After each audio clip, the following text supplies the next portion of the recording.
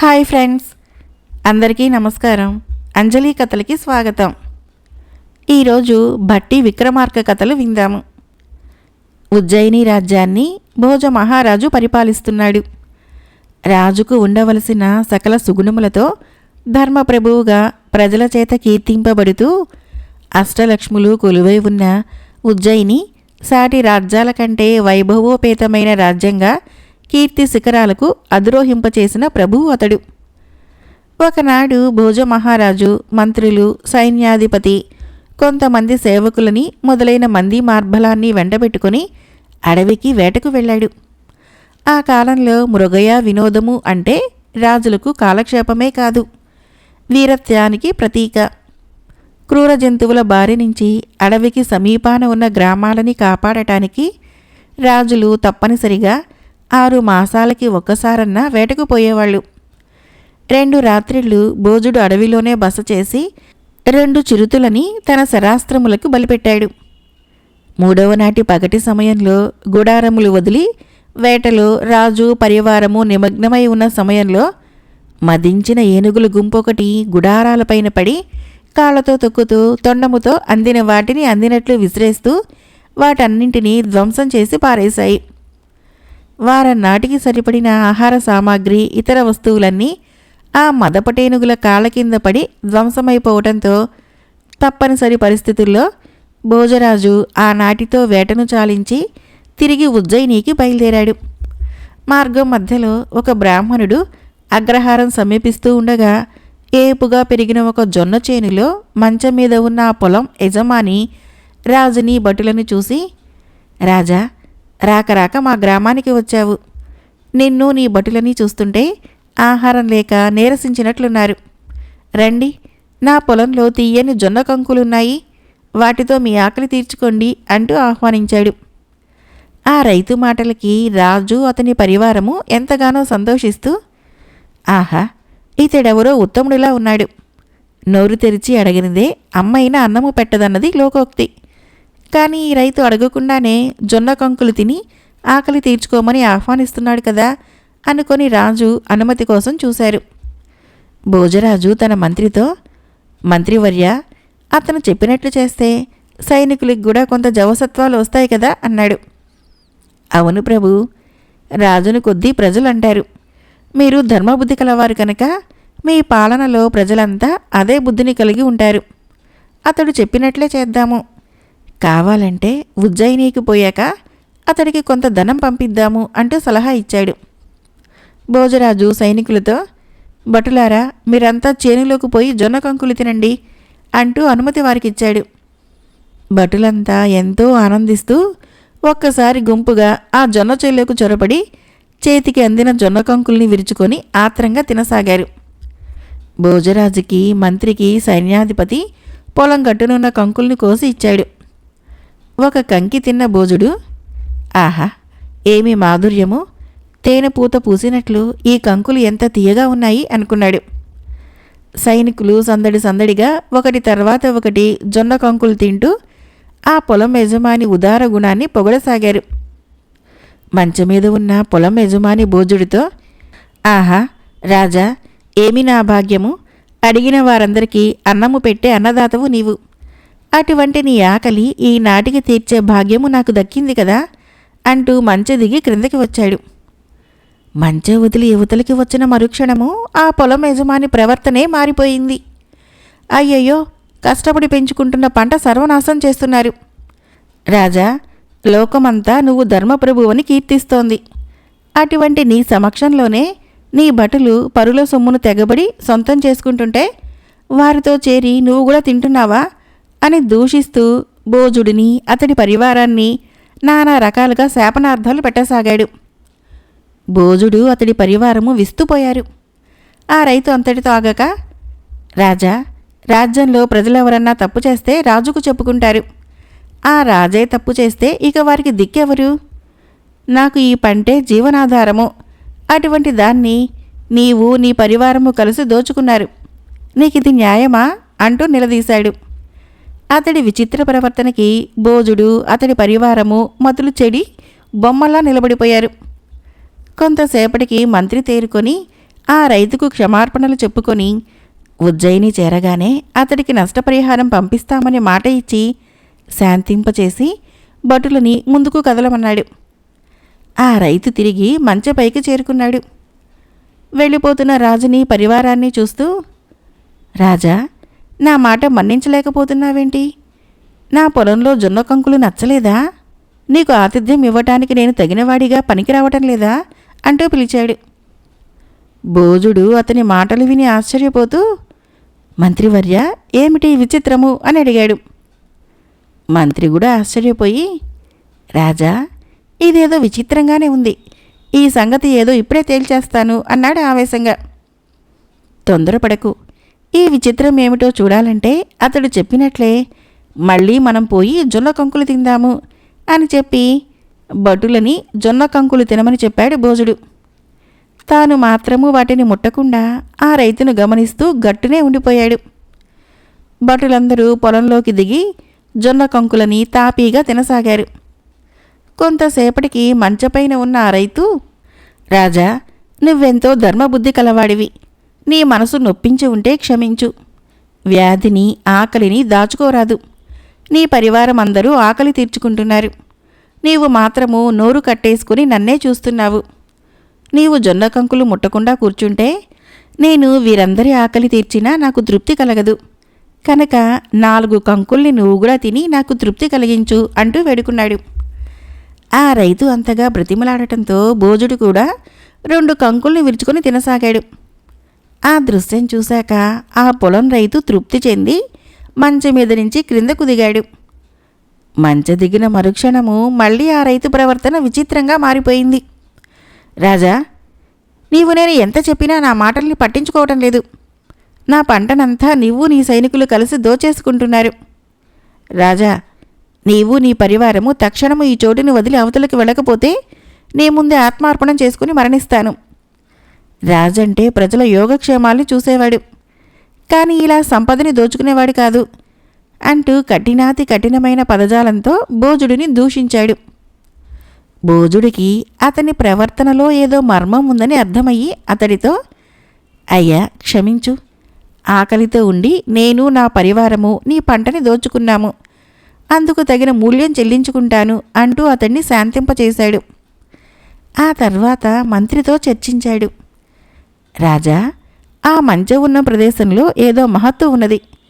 అక్కడ ఉన్నవాడు ధర్మబద్ధంగా పరోపకార గుణంతో ప్రవర్తిస్తున్నాడు. ఆ చోటును వదలగానే తిరిగి అతడే స్వార్థ సంకుచిత బుద్ధితో ప్రవర్తిస్తున్నాడు. కనుక ఆ మంచె ఉన్న ప్రదేశాన్ని తవ్వి చూస్తే కానీ ఈ రైతు ప్రవర్తనకి కారణము మనకి అర్థం కాదు అంటూ వివరించాడు. భోజుడికి అది నిజమనిపించింది.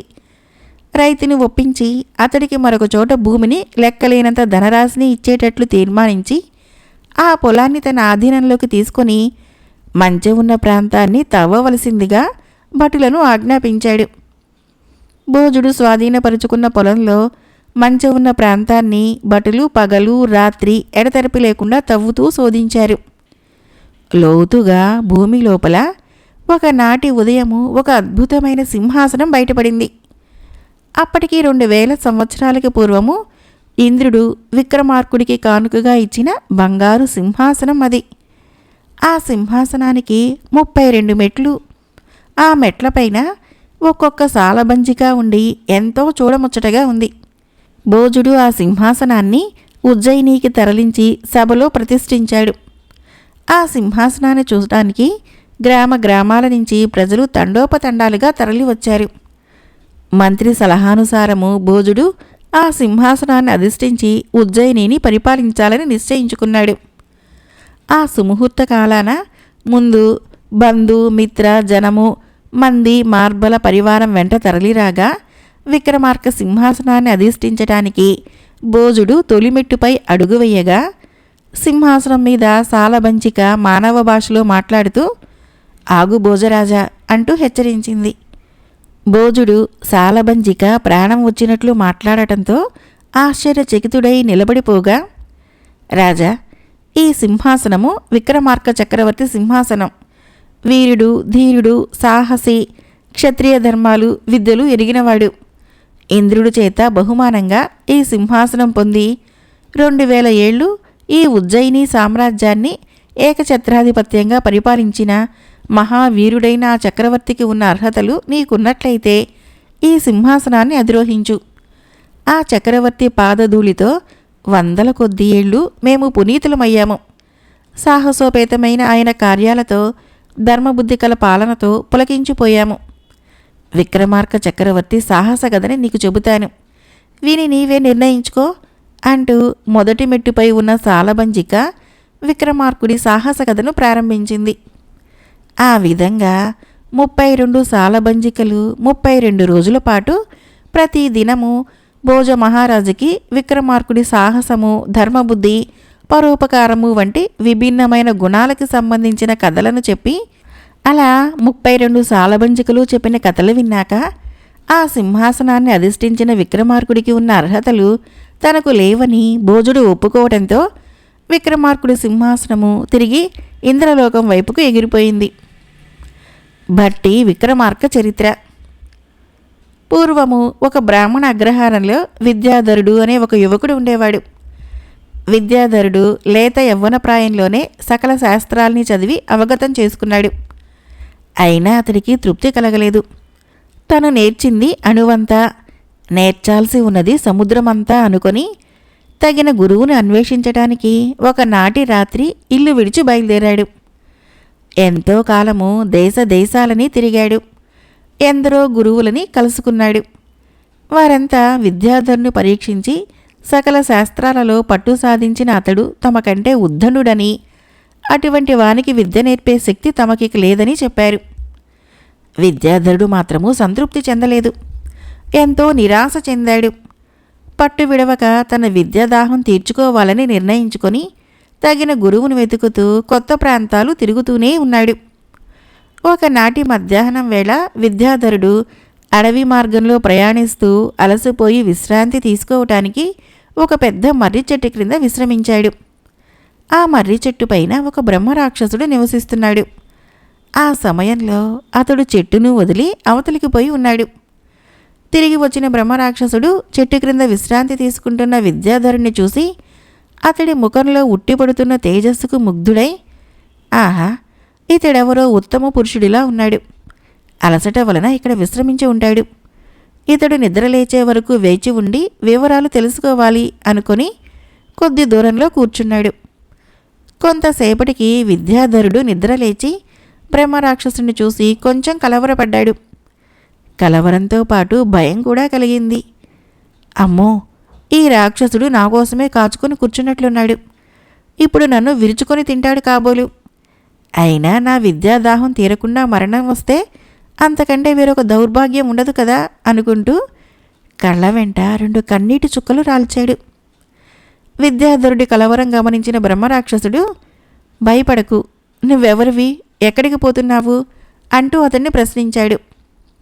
విద్యాధరుడు తన కథనంతా బ్రహ్మరాక్షసుడికి చెప్పాడు. బ్రహ్మరాక్షసుడు ఆనందపడిపోతూ, ఆహా, ఇన్నాళ్ళకి నా నిరీక్షణ ఫలించింది అన్నాడు. విద్యాధరుడు ఆశ్చర్యచకితుడై, రాక్షసోత్తమా, నువ్వెవరివి అని అడిగాడు. నేను గంధర్వ పురుషుడిని. బ్రహ్మర్షి త్రిలోక సంచారి అయిన నారద మహర్షి శాపానికి గురయ్యి భూలోకంలో బ్రహ్మరాక్షసుడినై పడి ఉన్నాను. నేను నేర్చిన విద్యలన్నీ విద్యాదాహం కలిగిన వారికి సంపూర్ణంగా నేర్పిస్తే నాకు శాప విమోచనం కలుగుతుందని ఆ మహర్షి సెలవిచ్చాడు. కనుక నేటి నుంచి నేను నా శిష్యుడిగా స్వీకరిస్తున్నాను. శిష్య, 6 నెలల పాటు అహోరాత్రాలు నువ్వు సాధన చేయవలసి ఉంటుంది. కనుక నీకు ఆకలి దప్పులు లేకుండా ఉండటానికి ముందుగా ఒక మంత్రం ఉపదేశిస్తాను, పఠించు. ఆ మంత్ర ప్రభావం చేత నీవు విద్యను నేర్చుకుంటున్నంత కాలము నీకు ఆకలి దప్పులు ఉండవు అని చెప్పి తిరిగి మళ్ళీ రాక్షసుడు విద్యాధరుడితో ఈ విధంగా అన్నాడు. నేను చెట్టుపై నుంచి రావి ఆకులపైన శ్లోకాలను లిఖించి క్రిందకు పడవేస్తాను. నీవు వాటిని చదువుకొని అర్థం చేసుకో అంటూ బ్రహ్మరాక్షసుడు విద్యాధరుడికి చెప్పాడు. ఎంతో సంతోషించిన విద్యాధరుడు బ్రహ్మరాక్షసుడి పాదాలకి నమస్కరించి విద్యాసాధనకు ఉపక్రమించాడు. 6 నెలల కాలంలో ఆ రాక్షసుడు తనకు తెలిసిన విద్యనంతా విద్యాధరుడికి నేర్పించాడు. నారద మహర్షి చెప్పినట్లు బ్రహ్మరాక్షసుడికి శాప విమోచనం కలిగి గంధర్వ రూపం తిరిగి వచ్చింది. విద్యాధరుణ్ణి ఆశీర్వదించి నీకు తెలిసిన విద్యని నలుగురికి పంచమని చెప్పి గంధర్వలోకం వెళ్ళిపోయాడు. విద్యాధరుడు విద్యార్జన పట్ల తృప్తి కలిగి తిరిగి తన గ్రామానికి ప్రయాణమయ్యాడు. 6 నెలల పాటు నిద్రాహారాలు లేక ఏకదీక్షతో విద్యాసాధన చేయటం వలన విద్యాధరుడిలో శక్తి నశించిపోయింది. అతడి దేహంలో ఒక్క అవయవము అతడి మాటను వినే స్థితిని దాటిపోయినంతగా అలసిపోయాడు. ఆ అలసటతో ఒక గ్రామాన్ని చేరుకున్నాడు. ఆ గ్రామంలో విశ్రాంతి తీసుకోవటానికి తగిన చోటును వెతుకుతూ నడుస్తూ ఉండగా అతను స్పృహ తప్పి ఓ ఇంటి ముందు పడిపోయాడు. ఆ ఇల్లు ఒక వేశ్యది. ఆమెకు రత్నావతి అనే కుమార్తె ఉన్నది. రత్నావతి చక్కని అందం కలిగిందే కాదు, సకల సుగుణాల రాశి. తన గుమ్మం ముందు పడిపోయిన విద్యాధరుణ్ణి చూసి ఎంతో జాలిపడి అతన్ని ఇంటిలోకి తీసుకుని పోయి సేవలు చేసింది. కొంతకాలానికి విద్యాధరుడు ఆరోగ్యవంతుడైనాడు. రత్నావతికి కృతజ్ఞతలు తెలుపుకొని అతడు తన గ్రామానికి ప్రయాణమవ్వడానికి సిద్ధపడగా రత్నావతి అతన్ని అడ్డగించి, అయ్యో, తొలిచూపులోనే నిన్ను వలిచాను. అందుకనే ఒక కన్య పరపురుషుడికి చేయని సేవలన్నీ చేశాను. ఇప్పుడు నీ దాన నువ్వు వెళ్ళిపోతాననటం ఏ న్యాయము? నా గతి ఏం కాను అంటూ నిలదీసింది. విద్యాధరుడు అవాక్కయ్యి అంతలోనే తేరుకొని, అమ్మా, నువ్వు చేసిన ఉపకారము జన్మ జన్మలకి మరువరానిది. కానీ నేను బ్రాహ్మణపుత్రుడిని, నిన్ను పెళ్లి చేసుకుని కులభ్రష్టుణ్ణి కాలేను అంటూ తన దారిన తనని పోనివ్వమని ప్రాధేయపడ్డాడు. రత్నావతి అంగీకరించలేదు. ఇద్దరి మధ్య ఇంట్లో మొదలైన వాదము రచ్చకెక్కి చివరకు న్యాయం కోసము రాజు సభ వరకు పోయింది. రాజుకు రత్నావతి అన్ని విషయాలు చెప్పి, ప్రభు, మనస వాచ కర్మణ అతడే నా భర్త అని నిర్ణయించుకొని చేయవలసిన సేవలన్నీ చేశాను. ఈ జన్మకి ఈ విద్యాధరుణ్ణి తప్ప మరొకరిని నా భర్తగా అంగీకరించలేను.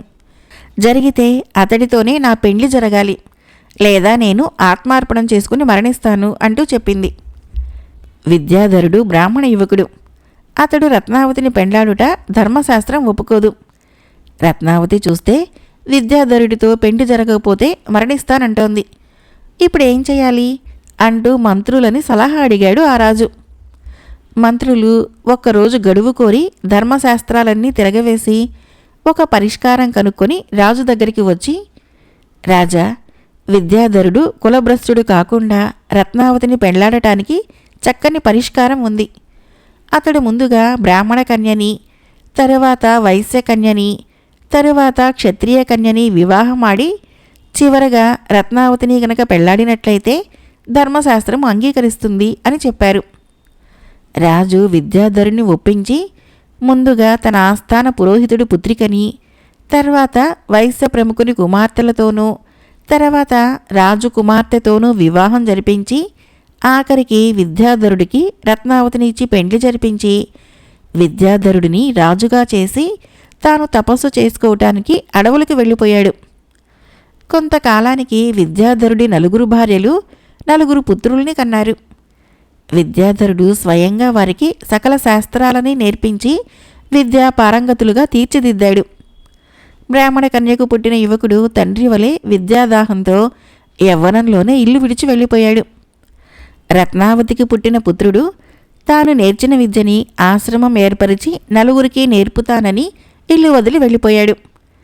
క్షత్రియ కన్యకు పుట్టిన విక్రమసేనుడిని మహారాజుగా పట్టాభిషేకం జరిపించి, వైశ్య కన్యకు పుట్టిన భట్టిని అతడికి మంత్రిగా నియమించి విద్యాధరుడు తన 4 భార్యలతో కలిసి తపస్సు చేసుకునేటందుకు అడవులకు వెళ్ళిపోయాడు.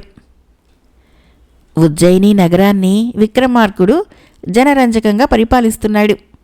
వీరుడు, దయామయుడు, బుద్ధిశాలి, పరోపకార బుద్ధి మెండుగా ఉన్న విక్రమార్కుడి పాలనలో ప్రజలంతా ఎంతో సుఖశాంతులతో జీవిస్తున్నారు. ఒకనాడు ఇంద్రలోకం నుంచి విక్రమార్కుడి దగ్గరికి ఒక దూత వచ్చి, మహారాజా, నేను ఇంద్రలోకం నుంచి దేవేంద్రుడు పంపగా వచ్చిన దూతను. ఇంద్రలోకంలో రంభ ఊర్వశుల ఇద్దరి మధ్యన ఎవరు గొప్ప నాట్యకర్త అన్న సమస్య వచ్చింది. ఆ సమస్యను తీర్చడానికి ఇంద్రుడు ధర్మ నిర్ణయకుడు అయినటువంటి నరలోకాధిపతి అయిన యముడు, కుబేరుడు, సప్త ఋషులు, గంధర్వ, యక్షులు వంటి వారిని ఎందరినో ప్రయత్నించారు. కానీ వారి వల్ల కాలేదు. అందుచేత ఇంద్రుల వారు తమరు దేవలోకం వచ్చి వారిద్దరి మధ్యన జరిగే నాట్యం తిలకించి సమస్యను పరిష్కరించవలసిందిగా కోరారు అంటూ ఇంద్రుడు పంపిన సందేశం వినిపించారు.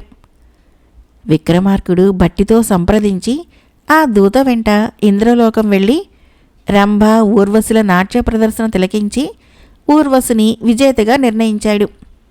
రంభ అందుకు అభ్యంతరం చెప్పింది. అప్పుడు విక్రమార్కుడు ఆమెతో ఇలా చెప్పాడు: నాట్యం చక్కగా చేయటంతో పాటు సున్నితంగా శరీర కదలికలను ప్రదర్శించడమే నాట్యం. మీ ఇద్దరి మెడలో ఉన్న పూలదండలలో నీ మెడలోని పూలదండలో సగభాగం పూలు రాలిపోయాయి.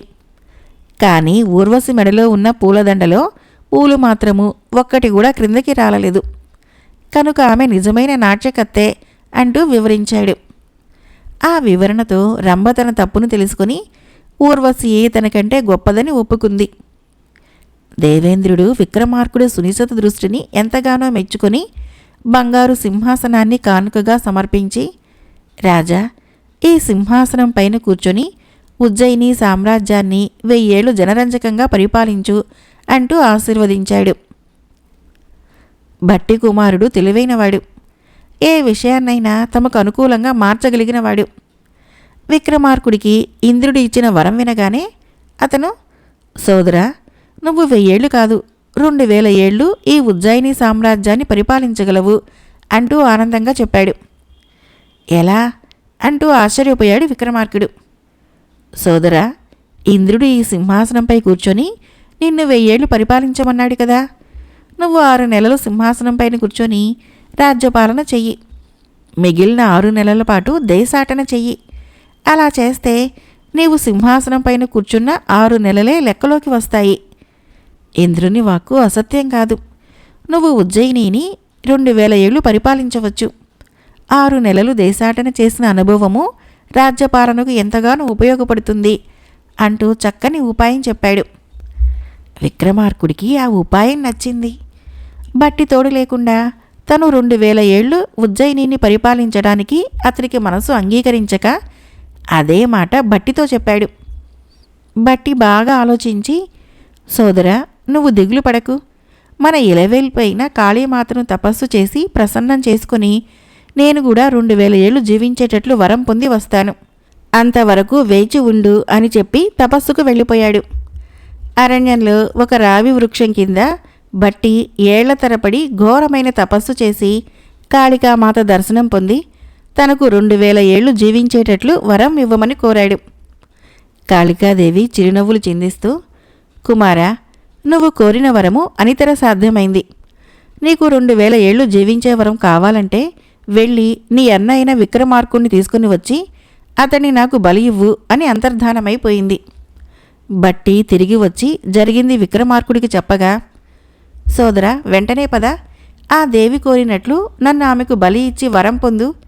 నువ్వే ఈ ఉజ్జయినిని 2000 ఏళ్లు పరిపాలించు అంటూ ముందుకు వచ్చాడు. బట్టి నవ్వుతూ విక్రమార్కుడితో, సోదరా, అంత అగత్యం లేదు. ఇంద్రుడు ఇచ్చిన వరం ప్రకారము నీకు 1000 ఏళ్ళు మరణం లేదు కనుక నిన్ను బలి ఇచ్చినా ఆ దేవి తిరిగి బ్రతికిస్తుంది. ఒకవేళ అలా కాక నువ్వు మరణిస్తే నీ వెంట నేను కూడా మరణిస్తాను అంటూ తన ఆలోచన చెప్పాడు. ఆ తర్వాత ఇద్దరూ కలిసి ఆ కాళికాదేవి ఆలయం చేరుకొని బట్టి విక్రమార్కుడి శిరస్సు ఖండించి ఆ దేవికి బలి ఇచ్చాడు. వెంటనే కాళికాదేవి ప్రత్యక్షమయ్యి బట్టికి 2000 ఏళ్లు జీవించేటట్లు వరమిచ్చి విక్రమార్కుడికి తిరిగి ఆయువు పోసి బ్రతికించింది. విక్రమార్కుడు ఉజ్జయిని నగరాన్ని జనరంజకంగా పరిపాలిస్తున్నాడు. బట్టి సలహాను అనుసరించి 6 నెలల పాటు రాజ్యపాలనని, 6 నెలల పాటు దేశాటన చేస్తూ ఎన్నో వింతలు విశేషాలు తెలుసుకుంటూ అనితర సాధ్యమైన ఎన్నో సాహసాలను చేస్తూ ప్రజలందరి మన్ననలు పొందగలిగినాడు. 6 నెలల దేశాటన ముగించి విక్రమార్కుడు ఆనాడే తిరిగి ఉజ్జయిని నగరాన్ని చేరుకున్నాడు. విక్రమార్కుడి రాకతో అంతఃపురము కోలాహలంగా ఉంది. అందరి మొహాలలో ఆనందం తాండవిస్తోంది. బట్టి కుమారుడు విక్రమార్కుడిని దర్శించుకొని క్షేమ సమాచారాలు, 6 నెలల దేశాటనలో విక్రమార్కుడు పొందిన అనుభవాలు తెలుసుకున్నాడు. విక్రమార్కుడు కొలువు తీరి మంత్రులతో సమావేశం జరుపుతూ ఉండగా ఒక సేవకుడు వచ్చి ఒక సాధువు విక్రమార్కుడి దర్శనానికి వేచి ఉన్నాడని విన్నవించాడు. ప్రవేశపెట్టు అంటూ ఆ సేవకుడికి చెప్పి పంపాడు. కాషాయాంబరధారి 6 అడుగుల ఆజానుబాహుడైన ఒక సాధువు విక్రమార్కుడిని దర్శించుకున్నాడు. ఆయనకి సముచిత గౌరవాలు చేసి, అయ్యా తమరెవరు అని అడిగాడు విక్రమార్కుడు.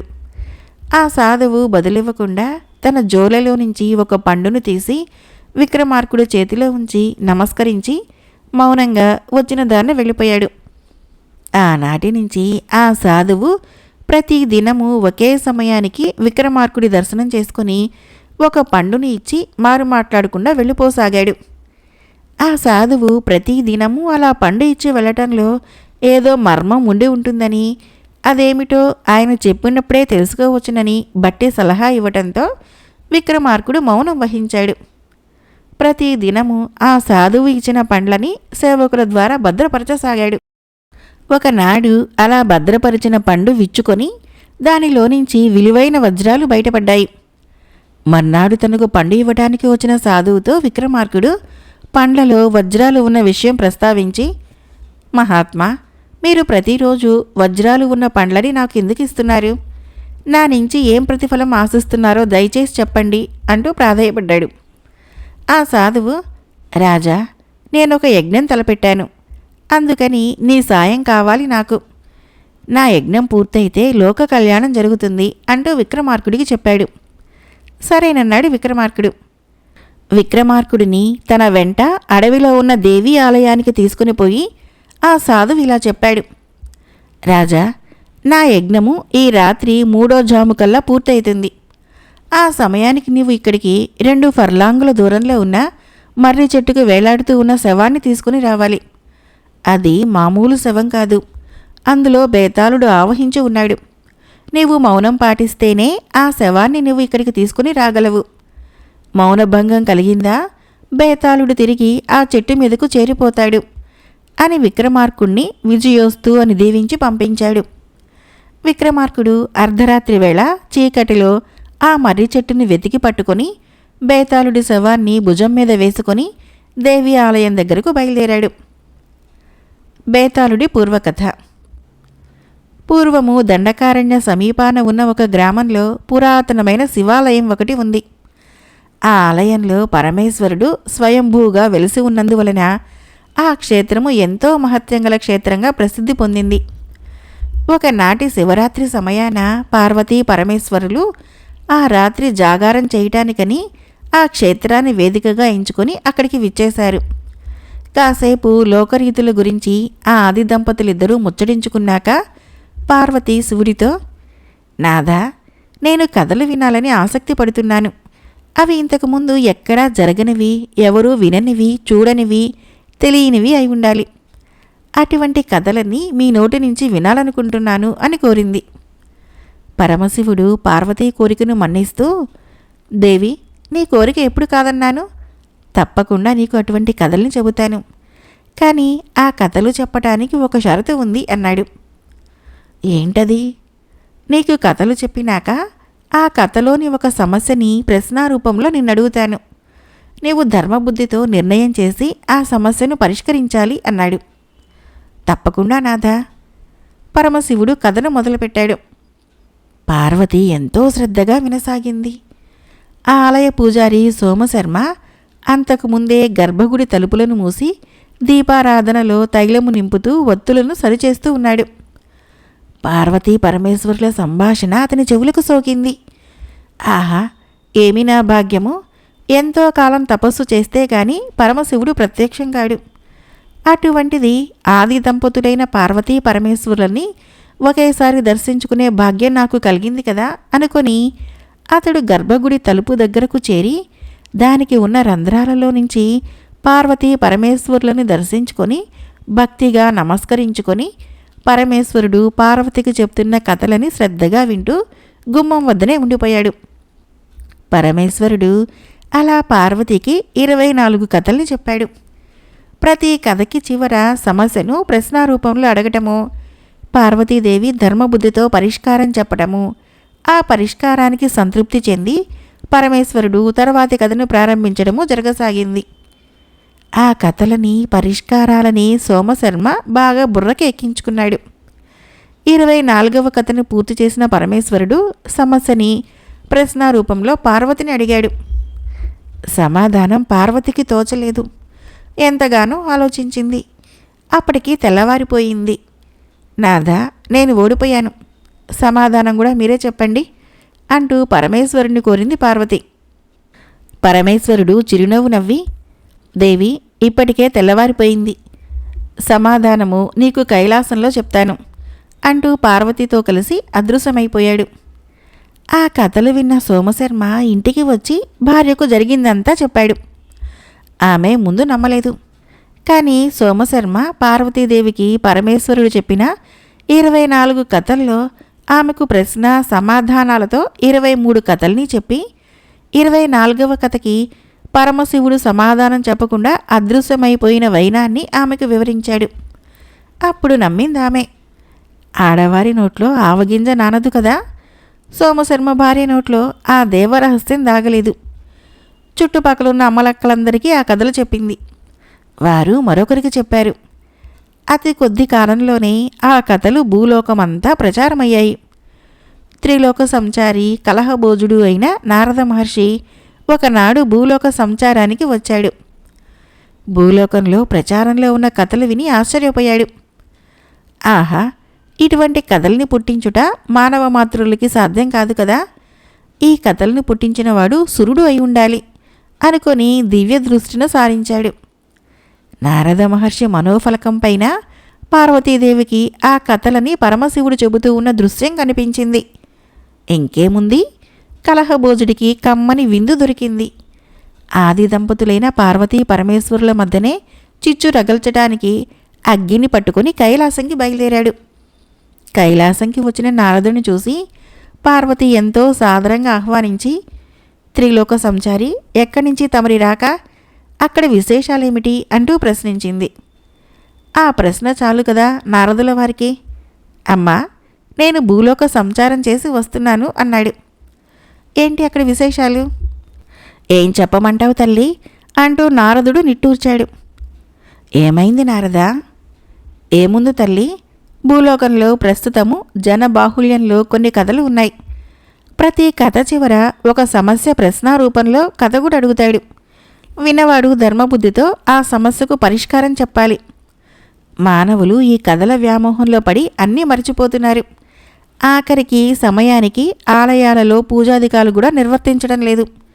వాళ్ళ కథా వ్యామోహం ఇలాగే కొంతకాలం కొనసాగితే జీవన చక్రం గతి తప్పిపోయేటట్లు ఉంది తల్లి అని ఎంతో విచారంగా చెప్పాడు. ఏం కథలు అవి? నారదుడు పార్వతికి పరమశివుడు చెప్పిన కథలనే తిరిగి ఆమెకు చెప్పాడు. ఆ కథలు విని పార్వతి ఆశ్చర్యపోయింది. తన నాదుడిని లోకంలో ఎవ్వరికీ తెలియని కథలు చెప్పమని కోరింది. తన కోరికను మన్నించి పరమశివుడు చెప్పిన కథలు భూలోకంలో ప్రచారంలోకి ఎలా వచ్చాయి? ఆమె ఆలోచిస్తూ ఉండగానే పరమేశ్వరుడు వచ్చాడు. శివుని రాక చూసి నారదుడు అక్కడి నుంచి జారుకున్నాడు. అతడు వచ్చిన పని అయిపోయింది. కలహానికి తగ్గ సమస్యను సృష్టించేశాడు. ఆది దంపతుల మధ్య ఒక అగ్గిని రాజేసిపోయాడు. తాంబూలాలు ఇచ్చాడు. ఇక తన్నుకోవటమే తరువాయి. పార్వతి శివుడిపైన అలిగింది. ఆమె అలుకకు కారణం తెలపమన్నాడు శివుడు. నాదా, నేను కోరింది లోకంలో ఎవరికీ తెలియని కథలని నాకు చెప్పమని. కానీ మీరు చెప్పిన కథలు భూలోకంలో ఇప్పటికే ప్రచారంలో ఉన్నాయి. మీరు నా కోరికను మన్నించలేదు. భూలోకవాసులందరికీ తెలిసిన కథని నాకు చెప్పడం అంటే మీరు నన్ను అవమానించటమే కదా అంటూ కారణం తెలిపింది. పరమేశ్వరుడు కంగు తిన్నాడు. పార్వతికి తను చెప్పిన కథలు దేవరహస్యం. ఆ రహస్యము మానవులకు తెలియటం వలన మంచి కంటే చెడే ఎక్కువ కలుగుతుంది. వెంటనే దివ్య దృష్టి సారించాడు. మొదటిగా ఆ కథలను విన్న సోమశర్మ పరమశివుని దివ్య దృష్టి పదంలోకి వచ్చాడు. శివునికి ఆగ్రహం వచ్చింది.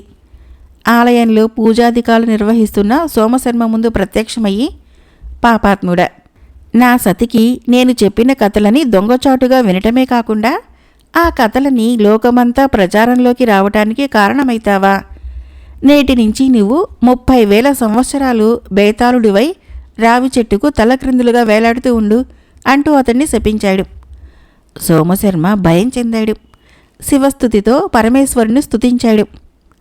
దేవా, తెలియక చేసిన తప్పు, నన్ను మన్నించు, శాప విమోచన మార్గం ఉపదేశించు అంటూ పరిపరి విధాల పరమేశ్వరుని ప్రాధేయపడ్డాడు. అతడి ప్రార్థనలు ఆ పరమేశ్వరుడు మన్నించి శాంతించాడు. భక్త, నా శాపానికి తిరుగులేదు. తెలిసి చేసినా తెలియక చేసినా తప్పు తప్పే. అందుకు నీవు శిక్ష అనుభవించవలసిందే. నా వాక్కు వృధా కాదు. నీకు శాప విమోచన మార్గం ఉపదేశిస్తాను, విను. ఒకనాటికి వీరుడు, ధీరుడు, సకల సుగుణములు కల విక్రమార్క మహారాజు ఒక క్షుద్ర మాంత్రికునికి నిన్ను అప్పగించేందుకు తీసుకుపోవడానికి వస్తాడు. విక్రమార్కుడు మౌనవ్రతం పాటిస్తాడు. అతనికి మౌనభంగం కలిగించగలిగితే తిరిగి నువ్వు చెట్టును చేరవచ్చును. ఇలా 23 సార్లు 23 కథలు చెప్పు. అతడు సమాధానమిస్తాడు. 24వ కథకి సమాధానం లేదు కనుక అతడు నిన్ను ఆ మాంత్రికుడి దగ్గరకు చేరవేరుస్తాడు. ఆ సమయంలో అతడికి నీ చరిత్రను చెప్పి ఆ మాంత్రికుడు శిరస్సును ఖండించమని చెప్పు. మాంత్రికుణ్ణి బలి ఇవ్వటంతో నీవు విక్రమార్కుడి వశమైతావు. కొంతకాలం అతనికి సేవ చేస్తే నీకు శాప విమోచనం కలుగుతుంది అంటూ శాప విమోచనం అతనికి వివరించి, నేటి నుంచి ఈ కథలని సకల జనులు మర్చిపోదురుగాక. తిరిగి విక్రమార్కుని విజయగాథతో ఈ కథలు జనబాహుళ్యంలోకి ప్రచారంలోకి వచ్చుగాక అని శపించి శివుడు అదృశ్యమైనాడు. ఆనాటి నుంచి సోమశర్మ బేతాళుడై విక్రమార్కుడి రాక కోసం నిరీక్షిస్తూ రావి చెట్టుకు శవంగా తలక్రిందులుగా వేలాడసాగాడు. బేతాళుడు చెప్పిన కథలు. పూర్వము రత్నగిరి రాజ్యాన్ని విక్రమ భూపాలుడు అనే మహారాజు పరిపాలిస్తున్నాడు. అతడు ధర్మప్రభువు. అతడి పాలనలో ధర్మం 4 పాదాల నడిచింది. రత్నగిరి ప్రజలు శాంతి స్వభావులు. అందుచేత వారితో సంబంధ బాంధవ్యాలు కలుపుకోవటానికి ఇతర రాజ్యాల వారు ఎంతగానో తాపత్రయం కనపరిచేవారు. రత్నగిరి రాచనగరులో ఉన్న బ్రాహ్మణ అగ్రహారంలో శివనాథ శర్మ అనే కుటుంబం జీవిస్తూ ఉంది. అతనికి ఒక్కతే కుమార్తె, పేరు భ్రమరాంబ. ఆమె యుక్త వయస్కురాలైంది. ఒకనాడు శివనాథుని ఇంటికి 3 రాజ్యాల నుంచి 3 యువకులు వచ్చారు. ఆ 3 అతని కుమార్తె అందచందాలను గురించి ఆ నోట విని ఆమెను పెళ్లాడాలన్న కోరికతో వచ్చారు. మొదటి యువకుడు తన కోరికను చెప్పి, అయ్యా, నేను పొరుగు రాజ్యం వాడిని. మీ కుమార్తెను అపురూపంగా చూసుకోగలను. లోకంలో ఎవరికో ఒకరికి మాత్రమే తెలిసి ఉండే అపురూప విద్య నాకు తెలుసును అన్నాడు. ఏమిటి అంటూ ప్రశ్నించాడు శివనాథుడు. అయ్యా, నేను కళ్ళు మూసుకొని నాకు కావలసింది ఎంత దూరాన ఉన్నా తెలుసుకోగలను అంటూ కళ్ళు మూసుకొని కొన్ని క్షణాల తర్వాత కళ్ళు తెరిచి, అయ్యా, మీ అమ్మాయి ఇప్పుడు పెరటిలో నూతి దగ్గర నీళ్లను తోడుతున్నది అంటూ చెప్పాడు. శివనాథుడు వెళ్ళి చూడగానే నిజంగానే అతని కుమార్తె పెరటిలో బావి దగ్గర నీళ్లు తోడుతూ కనిపించింది. తిరిగి వచ్చి, సరే, నా కుమార్తె అభిప్రాయాన్ని కనుక్కొని చెప్తాను. నీవు ఈ రాత్రికి సత్రంలో బస చేసి ఉదయాన్నేరా అంటూ అతన్ని పంపించేశాడు శివనాథుడు. అతను వెళ్ళిపోయిన తర్వాత 2వ యువకుడు వచ్చాడు. అతను కూడా తన కోరికను వివరించి తనకి కూడా ఒక అపురూప విద్యను తెలుసు అన్నాడు. ఏమిటది అని అడిగాడు శివనాథుడు.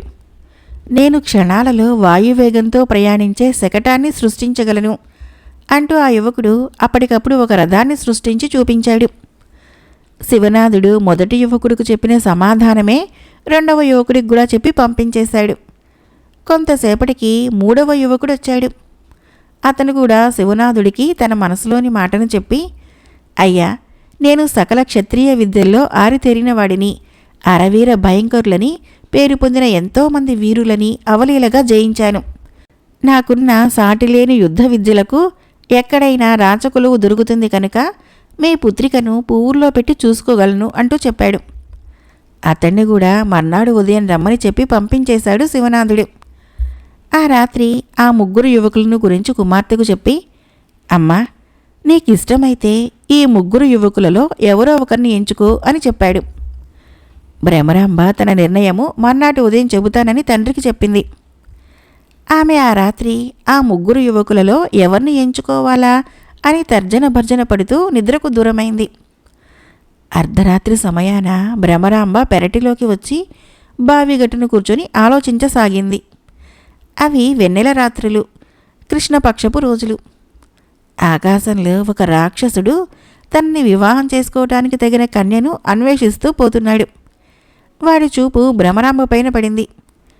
ద్విగుణీకృతమైన అందంతో అపరంజి బొమ్మల వెన్నెలలో తడుస్తూ ఉన్న ఆమెను చూడగానే వాడి మనసులో, ఆహా, ఇటువంటి కన్య కోసమే కదా నా అన్వేషణ అనిపించింది. హఠాత్తుగా భ్రమరాంబ ముందు ప్రత్యక్షమయ్యాడు. ఆ రాక్షసుని చూడగానే భయంతో భ్రమరాంబ బొమ్మలాగా బిగుసుకుపోయింది. క్షణాలలో ఆమెను ఎత్తుకుని ఆకాశ మార్గాన తన స్థావరానికి తీసుకుని వెళ్ళిపోయాడు. భయం నుంచి తేరుకున్న భ్రమరాంబ వేసిన కేకలకు మేలుకున్న శివనాథుడు, అతని భార్య ఆకాశ మార్గంలో రాక్షసుడు ఎత్తుకుని పోతూ ఉన్న కుమార్తెను చూసి స్పృహ కోల్పోయారు. మర్నాడు ఉదయము 3 యువకులు వచ్చారు. జరిగిందంతా తెలుసుకున్నారు. దివ్యశక్తులను ఉపయోగించారు. మొదటి యువకుడు రాక్షసుడి స్థావరం ఎక్కడ ఉన్నదో కళ్ళు మూసుకొని చూసి తెలుసుకుని చెప్పాడు.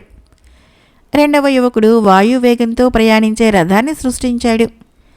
మూడవవాడు ఆయుధాలతో మిగిలిన ఇద్దరినీ కలుపుకొని పోయి వారిని రాక్షసుని స్థావరం బయట వదిలి తాను ఒంటరిగా పోయి రాక్షసుణ్ణి సంహరించి భ్రమరాంబను తీసుకుని వచ్చాడు.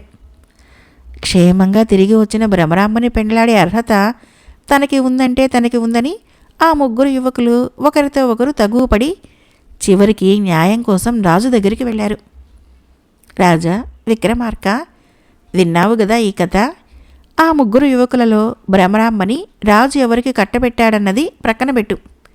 నువ్వైతే ఆమెను ఎవరికిచ్చి పెళ్లి చేస్తావో ధర్మబద్ధమైన తీర్పు చెప్పు. రాజా, గుర్తుందిగా శాపం? తెలిసి సమాధానం చెప్పక మౌనం వహిస్తే నీ తల 1000 వక్కలైతుంది అంటూ బేతాళుడు విక్రమార్కుని హెచ్చరించాడు. బేతాళ, రాక్షసుడితో పోరాడి ఆమెను క్షేమంగా తెచ్చిన యువకుడే ఆమెకు తగిన భర్త. ఆ యువకులలో మిగిలిన ఇద్దరికీ ఉన్న శక్తుల వలన ప్రయోజనం ఉన్నా భర్తన్న వాడికి భార్యను కాపాడుకోగల శక్తి ఉండాలి. ఆ వీరత్వము లేనప్పుడు ఎన్ని శక్తులున్నా వ్యర్థము. నమ్ముకు వచ్చిన భార్యని కాపాడుకోలేని ఆ 2 యువకులకు ఉన్న శక్తులు 3వ యువకుడి వీరత్వం ముందు ఎందుకు కొరగావు. అందుచేత భ్రమరాంబకు తగిన భర్త ఆ యువకుడే. విక్రమార్కుడు మౌనం వీడి బేతాళుడికి ఈ విధంగా సమాధానం చెప్పడంతో నియమం ప్రకారము మౌనభంగమై బేతాళుడు మాయమై తిరిగి చెట్టును చేరుకుని యథాస్థితిలో వేలాడసాగాడు. అప్పటికి ఒకసారి కాదు, 2 సార్లు కాదు, 23 సార్లు. ప్రతిసారి విక్రమార్కుడు బేతాళుడిని భుజానికి ఎత్తుకుని ఆలయం వైపు నడక సాగించటము, బేతాళుడు విక్రమార్కుడికి మౌనభంగం కలిగించటానికి ఒక కథను చెప్పిన తర్వాత కథలో ఉన్న సమస్యను ప్రస్తావించి విక్రమార్కుడిని ధర్మబుద్ధితో పరిష్కరించమనటము. ఆ సమస్యకు సమాధానం తెలిసిన విక్రమార్కుడు తెలిసి మౌనం వహిస్తే తల 1000 వక్కలైతుందని బేతాళుడు ఇచ్చిన శాపానికి సంశయించి సమాధానమివ్వటంతో మౌనభంగమై బేతాళుడు విక్రమార్కుడి భుజం నుంచి అదృశ్యుడై తిరిగి చెట్టును ఆశ్రయించుకొని యథాస్థితిన వేళ్లాడటము. విక్రమార్కుడు నిరాశ చెందలేదు. అలుపు అలసటను లెక్క చేయలేదు. సన్యాసికిచ్చిన మాట కోసము 24వసారి చెట్టుపై నుంచి బేతాళుడిని దించి భుజంపై వేసుకొని మౌనంగా ఆలయం వైపు నడవసాగాడు. రాజా, అమితమైన నీ ధైర్యము సహనము చూస్తుంటే నాకు బహుముచ్చటగా ఉంది. ఆడిన మాట కోసము ఎంత శ్రమని లెక్క చేయని నీ వంటి వాడు అరుదుగా ఉంటాడు. ప్రయాణంలో అలుపు తెలియకుండా ఉండటానికి నీకొక చక్కని కథను చెప్తాను విను అంటూ విక్రమార్కుడికి మౌనభంగం కలిగించటానికి 24వసారి కథను ప్రారంభించాడు బేతాళుడు. ఎవరికి ఎవరు ఏ వరుస. పూర్వము మహేంద్రప్రస్థము అనే రాజ్యాన్ని సమరసింహుడు అనే రాజు పరిపాలిస్తూ ఉండేవాడు. ఆ రాజ్యము సిరి సంపదలతో సుఖశాంతులతో అలరాలుతూ ఉండేది. ఒకనాడు ఆ రాజు దగ్గరికి ఒక పురప్రముఖుడు వచ్చి ఒక మూటను ఇస్తూ, రాజా, నేను నా భార్య కుమార్తెలతో కలిసి కాశీయాత్రకు పోతున్నాను కనుక తిరిగి వచ్చే వరకు ఈ మూటని భద్రంగా ఉంచు. దారిలో ప్రమాదవశాత్తు నాకు ఏదైనా ప్రమాదం కలిగితే నా బదులు నా భార్య కుమార్తెలలో ఎవరు నీ సమక్షానికి వచ్చినా ఈ మూటను అందచేయి అని కోరాడు. సమరసింహుడు అందుకు అంగీకరించి ఆ మూటను తీసుకుంటూ, అయ్యా, క్షేమంగా వెళ్ళి లాభంగా రండి. నా వంతుగా 1116 ఇస్తాను. ఆ కాశీ విశ్వేశ్వరుడికి సమర్పించండి అంటూ 1116 వరహాల మూటని అందించాడు. ఆ వరహాల మూట తీసుకొని ఆ పురప్రముఖుడు తన కుటుంబంతో కలిసి కాశీ ప్రయాణమైపోయాడు. ఆ రాజ్య సరిహద్దులు దాటి అడవి మార్గాన ప్రయాణిస్తూ ఉండగా ఒక బందిపోటుల గుంపు వారికి ఎదురుపడింది. భార్య కుమార్తెలను వారి నుంచి తప్పించి ఆ పురప్రముఖుడు మాత్రము బందిపోటు దొంగల చేతిలో హతమైపోయాడు. అడవిలో ప్రాణభయంతో ఆ ఇద్దరు ఆడవాళ్లు తిరిగి తమ ఇంటికి చేరుకునే ప్రయత్నంలో దారి తప్పారు. కొంత శ్రమపడి అడవి అవతల దిక్కునున్న ఒక శిథిలాలయం చేరుకున్నారు. ఆ ఆలయ సమీపంలో ఒక నది ప్రవహిస్తోంది. ఆ నదిలో ముఖము కాళ్ళు చేతులు శుభ్రపరుచుకొని కడుపు నిండా నీళ్లు తాగిపోయి ఆ శిథిలాలయంలో వాళ్ళిద్దరూ విశ్రాంతి తీసుకునసాగారు. ఆ సమయంలో ఓ బ్రాహ్మణ జంట వచ్చింది. వారిద్దరూ తండ్రి కొడుకులు. తండ్రికి కళాత్ర వియోగం, పుత్రుడు బ్రహ్మచారి. నది ఒడ్డున ఇసుకలో ఉన్న పాదముద్రలు వారిని ఆకర్షించాయి. ఆ పాదముద్రలు చూసి తండ్రి కొడుకుతో, కుమారా, ఈ పాదముద్రలు స్త్రీలవి అన్నాడు. కొడుకు కూడా పరిశీలనగా చూస్తూ, అవునవును, ఒకటి కాస్తంత పెద్దవిగాను, ఒకటి కాస్తంత చిన్నవిగాను ఉన్నాయి అన్నాడు. తండ్రి తిరిగి ఆ పాదముద్రలని పరిశీలిస్తూ, ఈ ఇద్దరు స్త్రీలలో పెద్ద పాదముద్రలు ఉన్న స్త్రీ మధ్య వయస్కురాలు, చిన్న పాదముద్రలు ఉన్న స్త్రీ కన్యకామణి అయి ఉంటుంది అంటూ వివరించాడు. అవును, నాకు అలాగే తోస్తున్నది. ఆ కన్య ఎక్కడ ఉన్నదో కనిపిస్తే బాగుండు. నన్ను వివాహమాడటం సమ్మతమేనేమో కనుక్కొని వివాహమాడవచ్చు అన్నాడు. తండ్రి కుమారుడితో, నిరాశ చెందకు. ఈ పాదముద్రలు ఇసుకలో పడి ఎంతోసేపు అయి ఉండదు. కనుక ఆ స్త్రీలు ఈ చుట్టుపక్కలే ఉండుంటారు. నీవు కంగారు పడకు. చిన్న పాదముద్రలు ఉన్న స్త్రీ నీకు భార్య కావటం తథ్యం. సకల శాస్త్రాలని ఔపోసన పట్టినవాడినిగా నీకు వరమిస్తున్నాను.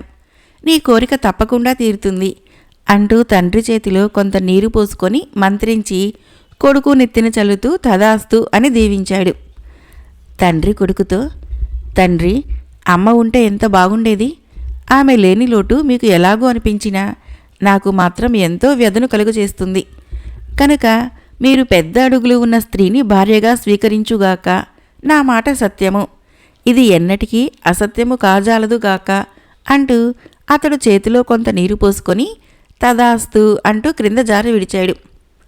తండ్రి కొడుకులిద్దరూ ఒకరికొకరు వరాలు ఇచ్చిపుచ్చుకొని పాదముద్రలు ఆధారంగా శిథిలాలయంలో విశ్రాంతి తీసుకుంటున్న పురప్రముఖుని భార్య కుమార్తెను కనుగొన్నారు.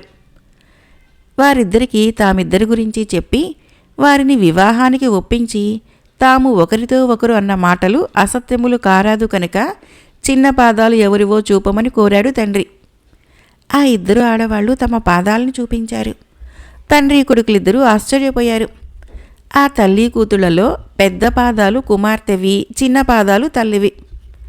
ఆ తండ్రి కొడుకులు తేరుకొని అనుకున్న మాట ప్రకారము తల్లిని కొడుకు, కూతురిని తండ్రి వివాహం చేసుకొని తిరిగి ఇంద్రప్రస్థం చేరుకొని కాశీయాత్రకు బయలుదేరుతూ పురప్రముఖుడు రాజు దగ్గర దాచిన వజ్రాల మూటను ఆడవారి చేత తెప్పించి వాటిని అమ్ముకొని ఆ ధనంతో సుఖంగా గడపసాగారు. కొంతకాలానికి ఆ తండ్రి కొడుకులకి ఒక కుమార్తె కుమారుడు కలిగారు. రాజా, విన్నావు కదా ఈ కథ. ఇప్పుడు ఆ తండ్రి కొడుకులకు కలిగిన కుమార్తె కుమారులు ఎవరికి ఎవరు ఏ వరస అవుతారు? గుర్తుందిగా నా శాపం. తెలిసి సమాధానం చెప్పకపోతే నీ తల 1000 వక్కలైతుంది అంటూ బేతాళుడు విక్రమార్కుణ్ణి హెచ్చరించాడు. ఆ ప్రశ్నకి సమాధానం లేదు. అందుకనే బేతాళుడు మౌనం వహించాడు. బదులు పలకకుండా నడక వేగం పెంచాడు. బేతాళుడు సమాధానం కోసం పీడించసాగాడు. విక్రమార్కుడికి ఆ ప్రశ్నకు నిజంగానే సమాధానం లేదు కనుక బేతాళుడి శాపం ఫలించదనుకొని మౌనభంగం కలగకుండా ఆలయం వైపు నడవసాగాడు.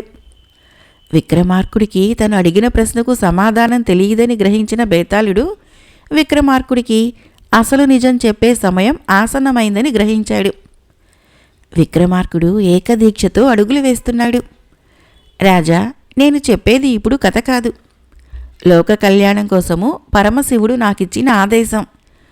పరమేశ్వరుడు ఒకానొక మాస శివరాత్రి నాడు పార్వతికి కథలు చెప్పుట, వాటిని తాను విని భార్యకు చెప్పుట, ఆమె వాటిని ప్రచారం చేయుట, అందుకు కోపించిన ఆ పరమేశ్వరుడు తనని శపించి ఆ తర్వాత జాలిపడి శాప విమోచనాన్ని ప్రసాదించుట వంటి విషయాలు చెప్పాడు. ఆ తర్వాత, రాజా, ఇప్పుడు నీవు కూడా లోక కళ్యాణం కోసము ఆ సన్యాసి తలపెట్టిన యజ్ఞానికి నన్ను బలిపశువుగా తీసుకుపోతున్నావని ఎంతో ఆనందిస్తున్నావు. నిజానికి ఆ సన్యాసి నీకు చెప్పిందంతా బూటకం. అతడు సన్యాసి కాదు, మాంత్రికుడు. అతడు కోరుకున్నట్లుగా జరిగితే ఈ లోకాన్ని వాడు పీడిస్తాడు. అమోఘమైనటువంటి శక్తులు కలిగిన నేను వాడికి వశమైతాను. అప్పుడు వాడు ఈ లోకంలో అందరికంటే శక్తిమంతుడైతాడు. మానవ మాతృలకు ఇక వాడిని సంహరించటం సాధ్యం కాదు. వాడిని సంహరించటానికి తిరిగి ఆ పరమేశ్వరుడే ఈ భూమి మీద మానవ అవతారంలో జన్మించాలి. నీవు ఆ మాంత్రికుడి బారిన పడకుండా నేను ఒక ఉపాయం చెబుతాను విను. ఆ మాంత్రికుడు నన్ను వశం చేసుకోవాలంటే మహావీరుడైన నీ వంటి క్షత్రియ రాజపుత్రుడిని బలి ఇవ్వాలి, లేదా వాడి వంటి మహామాంత్రికుడిని బలి ఇవ్వాలి. కనుక వాడు నిన్ను బలి ఇవ్వాలని తలచాడు. నీవు నన్ను తీసుకుని వెళ్ళి వాడికి అప్పగించిన తర్వాత నీ పని పూర్తయితుంది. అంతటితో వాడు నిన్ను వదలడు. ముందుగా నిన్ను కొలనులో స్నానమాచరించమని చెబుతాడు. నీవు స్నానమాచరించిన తర్వాత దేవికి సాష్టాంగ నమస్కారం చేసుకుని వెనకకు తిరిగి చూడకుండా వెళ్ళిపోమ్మని చెబుతాడు. ఆ మాటల్ని నువ్వు నమ్మావా? నీ ప్రాణాలకి ముప్పు తెచ్చుకున్నట్లే. నువ్వు సాష్టాంగ నమస్కారం చేసిన మరుక్షణంలో ఒక్క వేటుతో నీ శిరస్సును ఖండించి బలితో వాడు చేస్తున్న క్షుద్ర పూజని పూర్తి చేసుకుంటాడు. ఆ తర్వాత నన్ను వశం చేసుకుంటాడు. నేను వాడికి వశమయ్యానా? ముందే చెప్పానుగా, లోక వినాశనమే. నా శక్తిని వక్రమార్గంలో వినియోగించుకొని ఈ భూమండలాన్ని తన ఆధీనంలో ఉంచుకుంటాడు. నీవు నేను చెప్పే ఉపాయము శ్రద్ధగా విను అంటూ బేతాళుడు విక్రమార్కుడికి ఇంకా ఇలా చెప్పాడు. నీవు క్షత్రియుడివి, చక్రవర్తివి కనుక నేను సాష్టాంగ నమస్కారం చేయమన్నప్పుడు నాకు అటువంటి నమస్కారం ఎలా చేయాలో తెలియదు. ఒక్కసారి చేసి చూపించండి అంటూ వినయం నటించి అడుగు.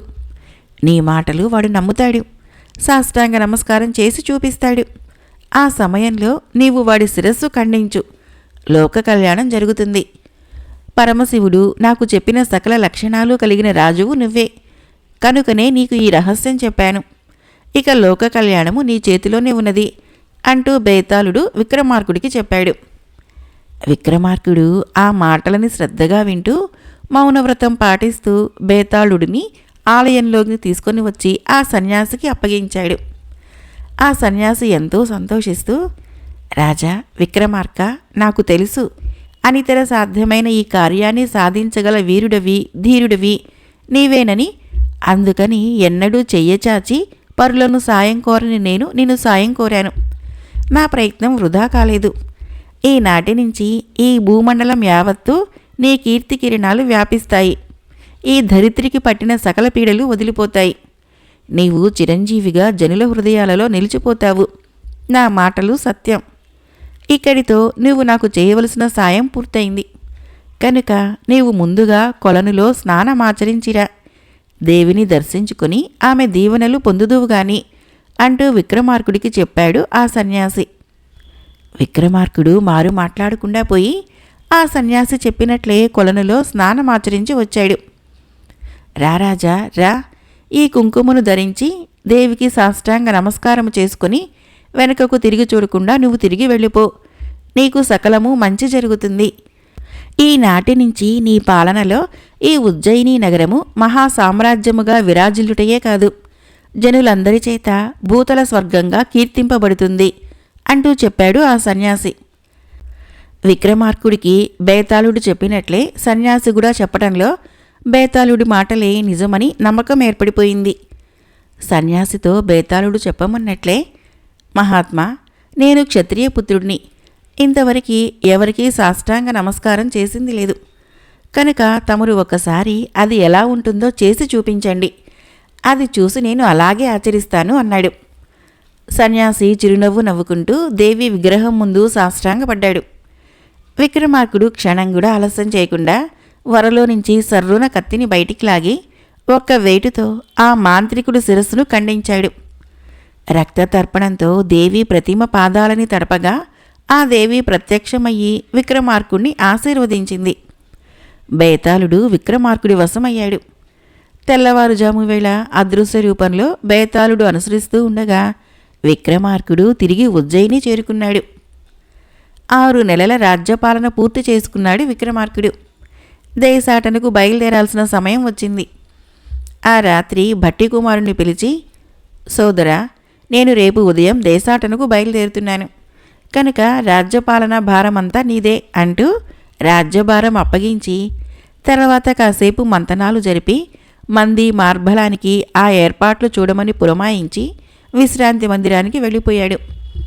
మర్నాడు మంత్రులు, సైన్యాధిపతి, అంతఃపుర సేవకులు, దాసీజనము, పురప్రముఖులు, పురప్రజలు అందరూ కలిసి ఘనంగా జయ జయధ్వానాలతో విక్రమార్కుడికి వీడ్కోలు పలికారు. ఉత్తమాశ్వాన్ని అధిరోహించి అదృశ్య రూపంలో బేతాళుడు తోడురాగా రాజప్రాసాదం వదిలి వాయువేగంతో తూర్పు దిక్కుగా ప్రయాణమై సాగిపోయాడు విక్రమార్కుడు.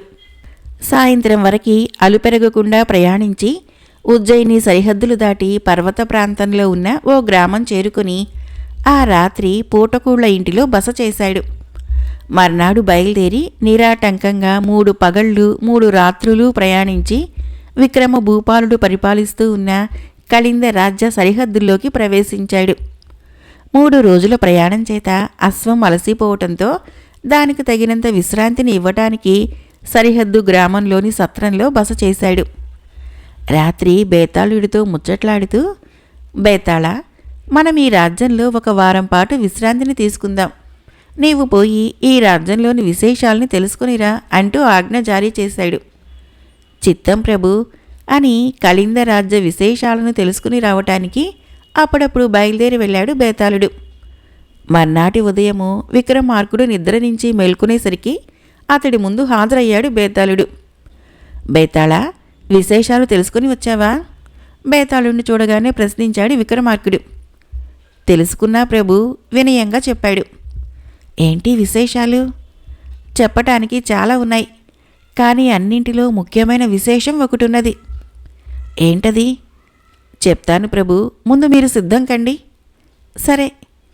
విక్రమార్కుడు దైనందిక కార్యక్రమాలు పూర్తి చేసుకొని కొంతసేపటి తర్వాత బేతాళుడి ముందు మఠం వేసుకొని కూర్చొని, బేతాళ, ఇప్పుడు చెప్పు ఆ ముఖ్యమైన విశేషము అంటూ కోరాడు.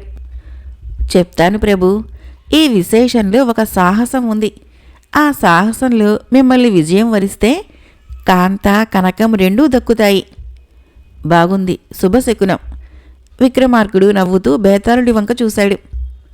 అవును ప్రభు, శుభశకునమే. అంతేకాదు, ఇంతవరకు ఎంతోమంది ఆ సాహసం చేయటానికి పూనుకొని ఓడి ధనం పోగొట్టుకున్నారు. అంటే జూదమా? కాదు ప్రభు, వాదము. బేతాళ, ఊరించకు. విషయం ఏంటో త్వరగా చెప్పు. చెప్తాను వినండి ప్రభు. పద్మావతి కథ.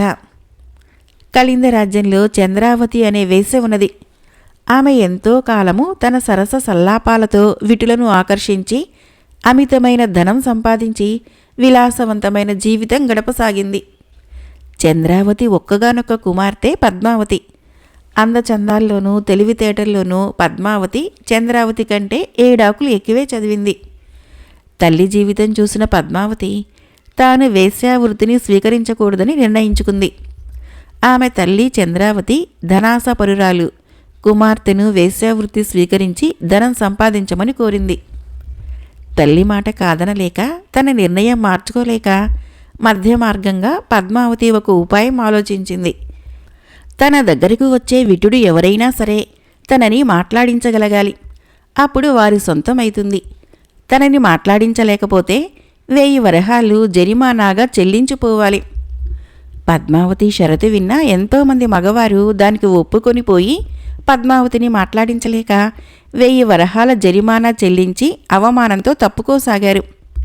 1 రోజు 2 రోజులు కాదు, గత 3 సంవత్సరాలుగా పద్మావతి ఒక్క పురుషుడు తనని తాకకుండా జాగ్రత్త పడుతూ ధనం సంపాదించసాగింది. విక్రమార్కుడికి బేతాళుడు ఈ కథను చెప్పి, రాజా, ఈ కళింద రాజ్యంలో ఉన్న విశేషాలన్నింటిలోకి అతి విచిత్రమైన విశేషం ఇదే అన్నాడు. భేష్ బేతాళ, ముందుగా మన బుద్ధిబలంతో చేయదగ్గ సాహసాన్ని తెలుసుకుని వచ్చావు. వెంటనే బయలుదేరదాము అంటూ ఉత్సాహం ప్రదర్శించాడు విక్రమార్కుడు. తొందరపడకండి ప్రభు, ముందు అక్కడికి పోయి నేను పూర్తి పరిస్థితులు తెలుసుకుని వస్తాను. అప్పటి వరకు మీరు ఇక్కడనే విశ్రాంతి తీసుకోండి. విక్రమార్కుడి అనుమతి తీసుకుని బేతాళుడు తిరిగి పద్మావతి ఇంటి వైపుకు అదృశ్యుడయ్యాడు. రెండవ నాడు పద్మావతి ఇంటి నుంచి తిరిగి వచ్చిన బేతాళుడు అదృశ్య రూపంలో ఉండి తాను తెలుసుకున్న విషయాలన్నీ విక్రమార్కుడికి తెలియచెప్పి అక్కడ ఎలా మసులుకోవాలో వివరించాడు. విక్రమార్కుడు అక్షరం పొల్లిపోకుండా బేతాళుడు చెప్పిన విషయాలన్నీ బుర్రకు పట్టించుకొని పద్మావతి ఇంటికి బయలుదేరాడు. పద్మావతి ఇంటికి చేరుకున్న విక్రమార్కుడు ఆమె ఇంటి గోడ మీద రాసి ఉన్న షరతుల పట్టికను చదివి నవ్వుకున్నాడు. బేతాళుడు చెప్పినట్లే పద్మావతిని మాట్లాడించగలిగిన వారికి ఆమె దక్కుతుంది. అలా చేయలేని పక్షంలో 1000 వరహాలు జరిమానా విధించబడుతుంది. ఆ పందెమునకు కాల నిర్ణయము 1 రాత్రి మాత్రమే. అలా జరిమానా మొత్తాన్ని ముందుగానే చెల్లించాలి. విక్రమార్కుడు నవ్వుకొని వెళ్ళి జరిమానా 1000 వరహాలని ముందుగా చెల్లించి పందెంకు తాను ఆ రాత్రికే సిద్ధమని పద్మావతి తల్లికి తెలియచేసి సత్రంకి పోయి విశ్రాంతిని తీసుకున్నాడు. ఆ రాత్రి బేతాళుడి సాయంతో ఎన్నో అడ్డంకులను దాటుకొని చివరికి పద్మావతి శయన మందిరం చేరుకున్నాడు. పద్మావతి మహా తెలివైనది. విక్రమార్కుడు తనను చేరుకోవటానికి ఉన్న అడ్డంకులన్నీ దాటుకొని శయన మందిరంలోకి చేరుకోగానే ఆమె ఒక ఎత్తు వేసింది. విక్రమార్కుడు స్వయంగా తనని చూడలేదు కనుక అతను మందిరంలో ఎవరు ఉన్నా గుర్తించలేడు. పద్మావతి తన ఎత్తు ప్రకారము తన దాసిని అందంగా అలంకరించి శయన మందిరంలోకి పంపించింది. బేతాళుడు విక్రమార్కుడితో, రాజా, వచ్చింది పద్మావతి కాదు, ఆమె దాసి అంటూ రహస్యంగా చెప్పాడు. ఆ దాసి మౌనంగా మంచం చూపించి ఒక చీటీని అందించింది. ఆ చీటీ పైన మంచం తలగడ వైపు కూర్చోండి అని రాసి ఉంది. విక్రమార్కుడు మంచం వైపుకు చూశాడు. ఆ మంచానికి తలగడ ఏటో కాళ్ళు ఎటువైపో తెలియట్లేదు. బేతాళుడు విక్రమార్కుడి సంశయం అర్థం చేసుకొని, రాజా, కంగారు పడకు. అక్కడ ఉన్న పండ్లలో ఒక పండును తీసుకొని మంచం ఒకవైపు నుంచి మరొక వైపుకు దొర్లించు. అవి వాలుగా ఎటువైపుకు పోతుందో అది కాళ్ళ వైపు అంటూ సలహా ఇచ్చాడు. విక్రమార్కుడు ఆ సలహా పాటించి తలగడ వైపు కూర్చున్నాడు. ఆ తర్వాత ఆ దాసి వంక చిరునవ్వుతో చూస్తూ, కూర్చున్నది తలగడ వైపునే కదా, ఇక నీవు పోయి మీ అమ్మగారిని రమ్మని చెప్పు అన్నాడు. ఆ దాసి కంగు తిన్నది. వెంటనే వడివడిగా పోయి పద్మావతికి జరిగిన విషయాన్ని వివరించి, అమ్మా, వచ్చినవాడు సామాన్యుడు కాడు, ఘటికుడు. ఇంత ఆడంబరంగా అలంకరించుకున్న నన్ను ఒక్క చూపుతోనే దాసిగా పసికట్టాడు. ఇక మీరు వెళ్ళక తప్పదు అంటూ చెప్పింది. పద్మావతికి విక్రమార్కుడి పట్ల ఉత్సాహం కలిగింది. ఇంతవరకు తాను కల్పించిన విచిత్రమైన పరీక్షలను దాటుకొని శయన మందిరానికి వచ్చిన వారు బహుకొద్దిమంది. వారంతా కూడా తన దాసీ చేతిలోనే ఓడిపోయారు. ఇక ఇప్పుడు ఈ యువకుడు ఎవరో కానీ అన్ని విచిత్ర పరీక్షలని దాటుకొని వచ్చి దాసీ బండారం కూడా బయటపెట్టాడు. ఇక అతను ముందుకు పోయి మౌనవ్రతంతో గెలవటం తప్ప మరొక మార్గం లేదు అనుకొని అందంగా అలంకరించుకొని విక్రమార్కుడి గదిలోకి వచ్చి నిశ్శబ్దంగా కూర్చుంది. విక్రమార్కుడికి పద్మావతి సౌందర్యము ఆకర్షించింది. ఆహా, ఏమి ఈ సౌందర్యము! ఇటువంటి కన్యను చేపట్టడము మగతనానికి, వీరత్వానికి గౌరవం కదా అనుకొని ఆమెను మాట్లాడించడానికి ప్రయత్నించాడు. పద్మావతి ఉలుకు పలుకు లేకుండా ఉండిపోయింది. విక్రమార్కుడు శతవిధాలా ప్రయత్నించాడు. పద్మావతి మౌనవ్రతం వదలలేదు. విక్రమార్కుడిని నిరాశ ఆవహించింది.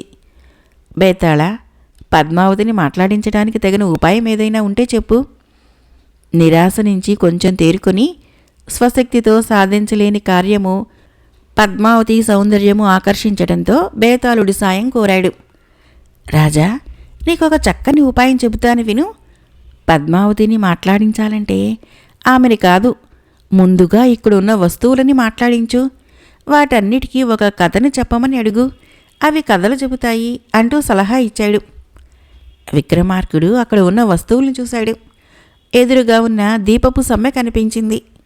విక్రమార్కుడు చిరునవ్వు నవ్వి, ఓ దీపపు సమ్మె, ఈ పద్మావతీదేవి ఘోరమైన మౌనవ్రతాన్ని పాటిస్తున్నది. అవతల చూస్తే కాలాతీతమైపోతున్నది. ఈమె నాకు దక్కుతుందన్న ఆశ నాకు పోయింది. ఈ రాత్రి నిరాశగా గడిపేస్తే చేదు జ్ఞాపకంగా ఉంటుంది. కనుక ఇంతటి సౌందర్యవతి చెంత నుండి కాలక్షేపం లేకుండా భారంగా గడుస్తున్న రాత్రిని నీవొక మంచి కథను చెప్పి నాకు ఈ పద్మావతీదేవికి కాలక్షేపం కలిగించు అన్నాడు. పద్మావతి కళ్ళు ఆశ్చర్యంతో పెద్దవయ్యాయి. ప్రాణం లేని దీపము కథను చెప్పడమా? ఈ యువకుడు మంత్రగాడా, మాయల మరాఠీనా? దీపాన్ని కథ చెప్పమంటున్నాడు. నిరాశలో మతిభ్రమించి పైతెపు మాటలు పలుకుతున్నాడా అనుకొని విక్రమార్కుడి వంక చూసింది. విక్రమార్కుడు తిరిగి చిరునవ్వుతో, దీపమా, నా మాట విను. నువ్వు నా మాటకి ఉలుకు పలుకు లేకుండా కూర్చుంటే ఈ పద్మావతీదేవి నన్ను మతిభ్రమించినవాడు అనుకుంటుంది. కాలక్షేపం కోసము ఒక చక్కని కథను చెప్పు అన్నాడు. బేతాళుడు ఆ దీపాన్ని ఆవహించాడు. దీపంలో నుంచి బేతాళుడు కథను చెప్పడం ప్రారంభించాడు. పద్మావతి ఆశ్చర్యచకితురాలైంది. దీపము కథను పూర్తి చేసింది. పద్మావతి దేవులో మార్పు కలిగింది. ఈ యువకుడు అడగగానే ఈ దీపం కథ చెప్పిందే. ఇతడు దీపంతో ఎలా మాట్లాడించగలిగినాడు? అమ్మో, దాసి చెప్పినట్లు ఇతను సామాన్యుడు కాడు. ఇందులో ఏదో మర్మం ఉంది.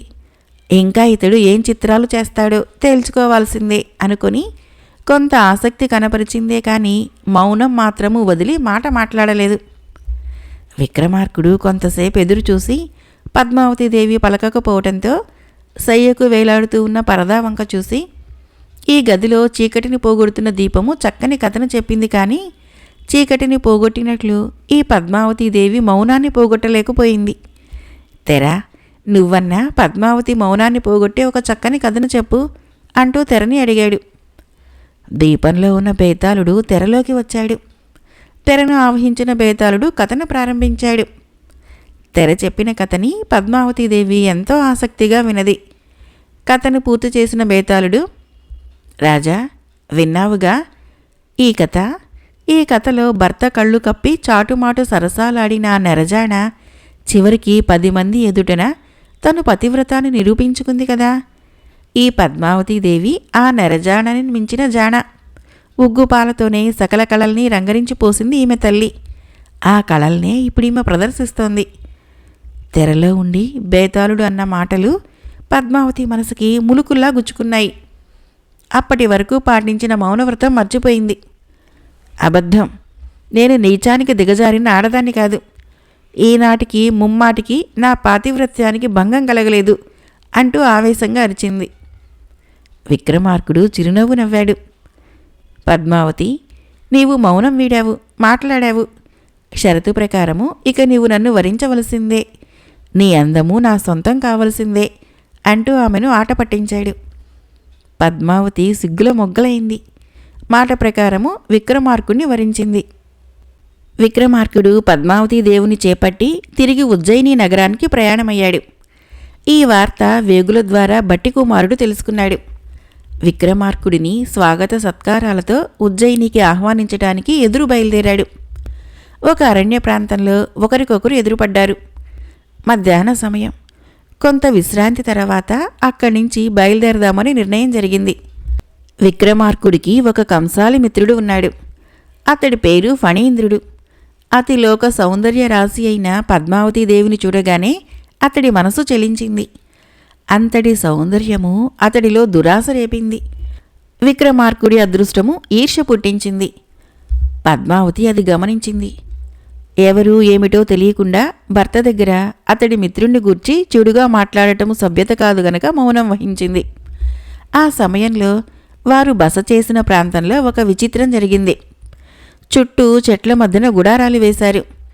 ఆ చెట్ల గుంపులో ఒక చెట్టుపైకి చిలకల గుంపు చేరింది. ఆ గుంపులో ఉన్న ఒక చిలకల జంట ఉన్నట్లుండి ఒకదాంతో ఒకటి తగువకు దిగాయి. రెండింటి మధ్య హోరాహోరీ యుద్ధం మొదలైంది. ఆ దృశ్యము విక్రమార్కుడి కంటపడింది. ఫణేంద్రుణ్ణి పిలిచి, మిత్రమా, చూశావా ఆ చిలకలు రెండు ఎలా పోరాడుకుంటున్నాయో అన్నాడు. అవును, మగ చిలుక గెలుస్తుందో ఆడచిలుక గెలుస్తుందో చూద్దాము అన్నాడు అతను. 2 చిలుకలు ఒకదానితో ఒకటి ప్రాణాలకు తెగించి మరీ పోరాడుతున్నాయి. ఆడచిలుక మగచిలుకను చంపేసింది. ప్రాణం విడిచిన మగచిలుక చెట్టుపై నుంచి జారి క్రింద పడిపోయింది. విక్రమార్కుడిని ఆ దృశ్యము కలచివేసింది. పక్కనున్న ఫణీంద్రుడు, మిత్రమా, ఆ ఆడచిలుక ఎంతకు తెగించింది? మగచిలుక ప్రాణాలని నిలువునా తీసింది కదా, అటువంటి దాన్ని క్షమించరాదు. నువ్వు అనుమతినివ్వు, ఒక్క బాణంతో దాని ప్రాణాలు గాలిలో కలిపేస్తాను అన్నాడు. విక్రమార్కుడు అతన్ని వారిస్తూ, వద్దు ఫణీంద్ర, అది తన శక్తితో పోరాడింది. మనము అవసరమైతే చిలుకగా మారి దాన్ని అంతం చేద్దాము అన్నాడు. అంటే నువ్వు ఆ మగచిలుకలోకి పరకాయ ప్రవేశం చేస్తావా అంటూ ఆశ్చర్యం నటించాడు ఫణీంద్రుడు. విక్రమార్కుడికి పరకాయ ప్రవేశ విద్య తెలుసు. ఆ సంగతి ఫణీంద్రుడికి తెలుసు. కానీ ఫణీంద్రుడికి కూడా పరకాయ ప్రవేశ విద్య తెలుసు. ఆ విషయము విక్రమార్కుడికి తెలియదు. అవును, సరే, వెంటనే ఆ పని చెయ్యి, లేకపోతే ఆ ఆడచిలుక ఎటన్నా ఎగిరిపోవచ్చు అంటూ విక్రమార్కుడిని ప్రోత్సహించాడు ఫణీంద్రుడు.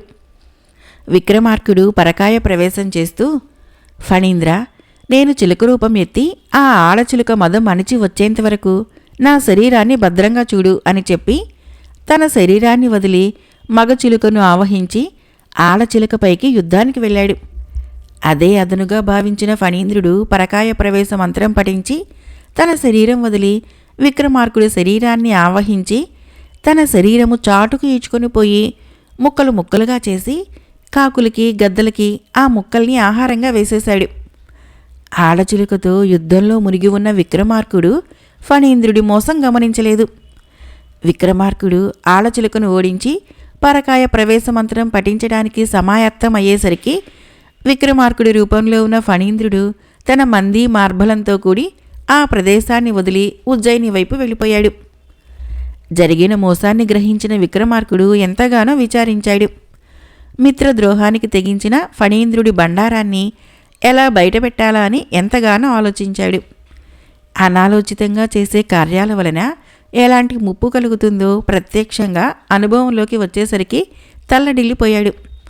అదే సమయంలో ఆ చిలుకల గుంపుకు నాయకత్వం వహిస్తున్న చిలుక, మిత్రులారా, పొద్దుపోయింది, ఇంకా మనం ఇక్కడుండటము అంత క్షేమం కాదు. రాత్రివేళ ఈ చెట్టు మీదకు సర్పాలు చేరతాయి, అందుకని మన గూళ్ళకి త్వరగా పోదాం పదండి అని చిలకల నాయకుడు హెచ్చరించడంతో మిగిలిన చిలకలన్నీ బయలుదేరటానికి సిద్ధమయ్యాయి. విక్రమార్కుడు ఇక అప్పటికి చేయగలిగిందేమీ లేదని, ప్రస్తుతానికి ఆ చిలకల గుంపుతో కలిసి ఉండటమే క్షేమమని నిర్ణయించుకొని వాటితో కలిసి ప్రయాణమయ్యాడు. ఆ విధంగా విక్రమార్కుడు ఆ చిలకల గుంపులో ఒక చిలుక అయ్యాడు. కొంతకాలం గడిచింది. ఒకనాడు ఆహారం కోసము చిలుకలన్నీ ఆశపడి బోయవాడు పన్నిన వలలో చిక్కుకొని తల్లడిల్లాయి. విక్రమార్కుడు వాటిని ఓదారుస్తూ, మిత్రులారా, భయపడకండి, ఐకమత్యమే మహాబలము. ఆపదలు ఎదురైనప్పుడు బుద్ధిబలంతో వాటిని ఎదుర్కొనాలి. కంగారు పడకండి, నేను చెప్పేది శ్రద్ధగా వినండి. మనమందరము కలిసి 100 మందిము ఉన్నాం. బోయేవాడు వచ్చేసరికి అందరము చనిపోయినట్లు నటిద్దాం. మనం చనిపోయామనుకొని వల నుంచి ఒక్కొక్కరిని తీసి క్రిందకి విసిరేస్తాడు. ఆ సమయంలో కాస్తంత శ్రద్ధగా క్రిందకు పడుతున్న చప్పుడుని అందరూ శ్రద్ధగా లెక్కగట్టండి. 100వసారి చప్పుడు వినిపించగానే అందరము ఒక్కసారిగా ఆకాశంలోకి ఎగిరిపోదాము అంటూ సలహా చెప్పాడు. చిలుకలన్నీ ఆ సలహాని మెచ్చుకున్నాయి. ఆ బోయవాడు వచ్చినప్పుడు అలానే నటించాయి.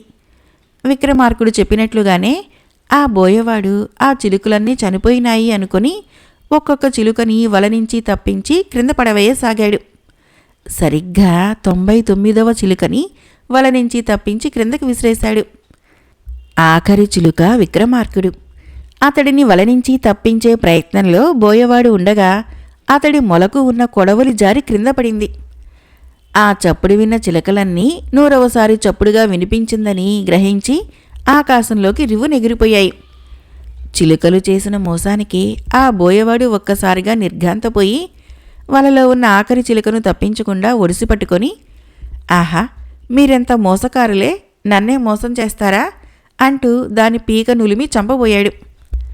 చిలుక రూపంలో ఉన్న విక్రమార్కుడు మానవ భాషలో, మూర్ఖుడా, ఎగిరిపోయిన చిలుకలన్నీ సాధారణ చిలుకలు. నేను మాట్లాడే చిలుకను. నన్ను చంపితే నీకేం నష్టము? నన్ను పట్టుకుని పోయి వీలైనంత ఎక్కువ ధనానికి ఎవరికైనా అమ్ము అని చిలుక రూపంలో ఉన్న విక్రమార్కుడు ఆ బోయేవాణ్ణి గద్దిస్తూ తన ప్రాణాల్ని కాపాడుకునే ఉపాయం పన్నాడు. చిలుక మాట్లాడటంతో ఆ బోయేవాడు మరొకసారి నిర్ఘాంతపోయాడు.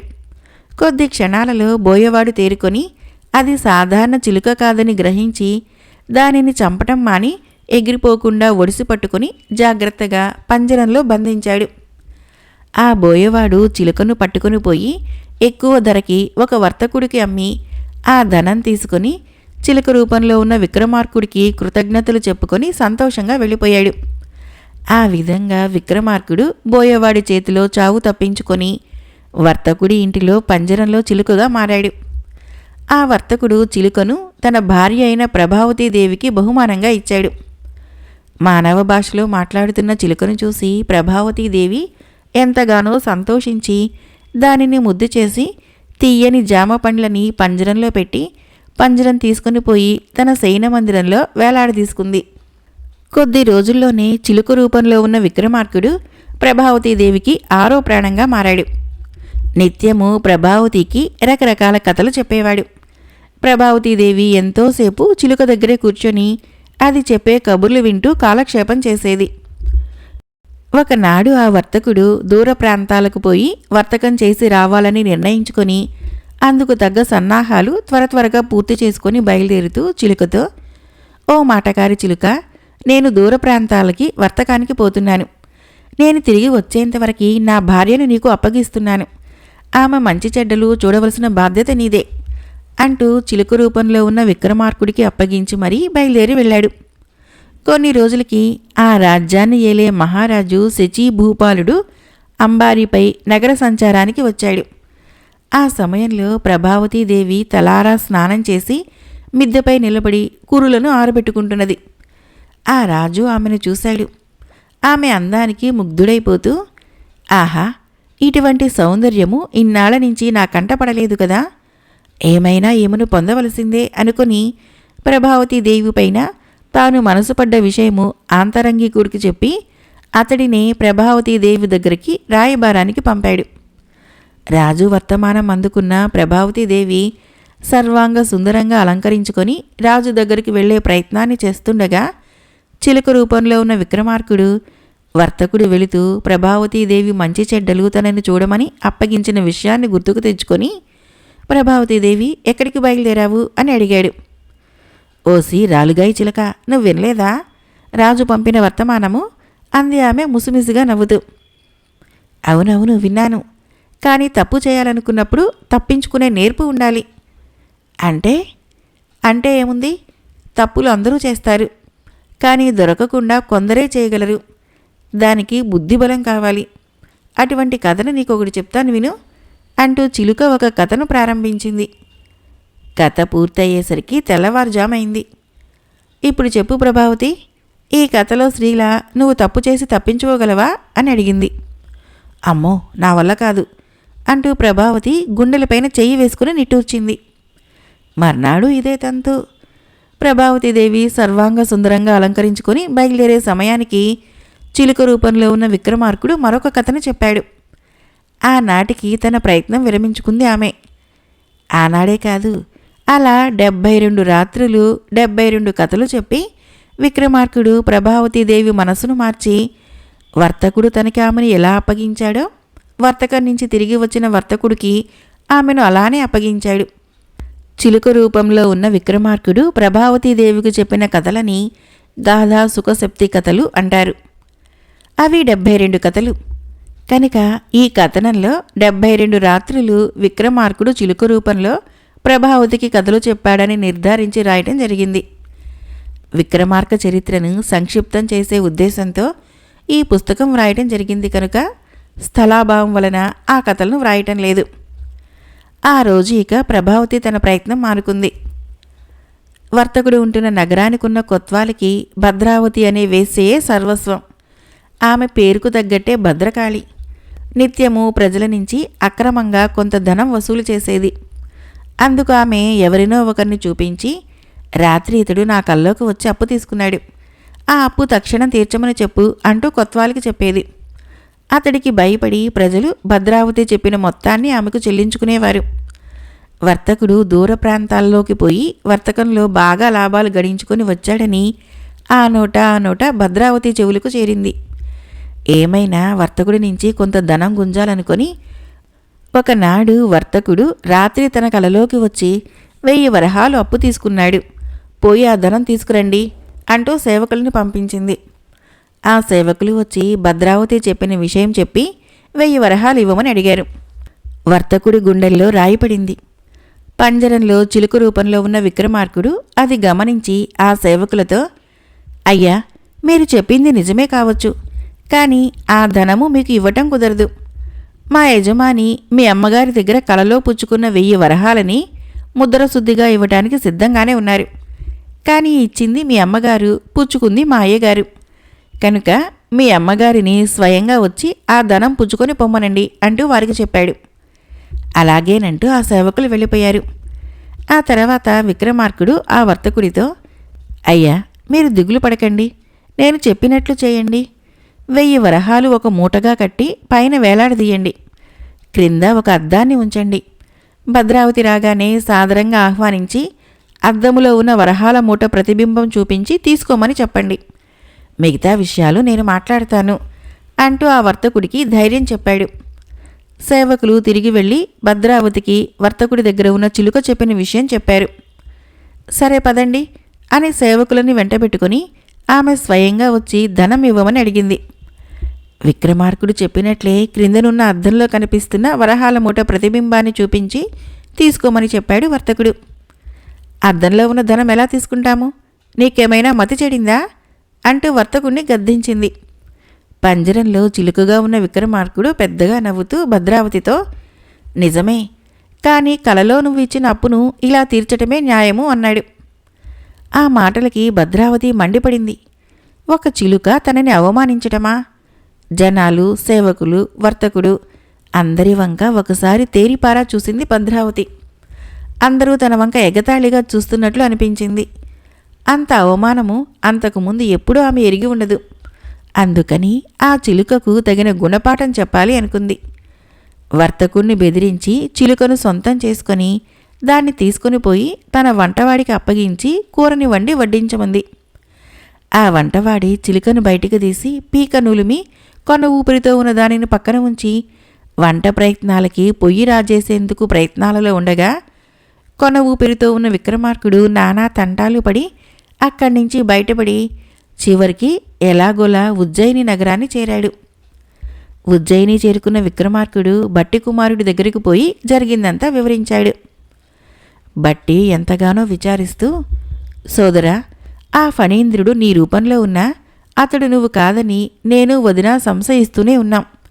అందుకని ఆమె నిత్యము ఏదో ఒక వ్రతం ఆచరిస్తున్నట్లు నటిస్తూ తన ఏకాంత మందిరానికే పరిమితమైపోయి ఉన్నది. నేను ఇంతకాలంగా నీ జాడ కోసం ప్రయత్నిస్తూనే ఉన్నాను. కాలము అనుకూలించలేదు. ఇప్పటికి నీ శరీరం నీకు దక్కేందుకు మంచి ఉపాయం ఆలోచిస్తాను.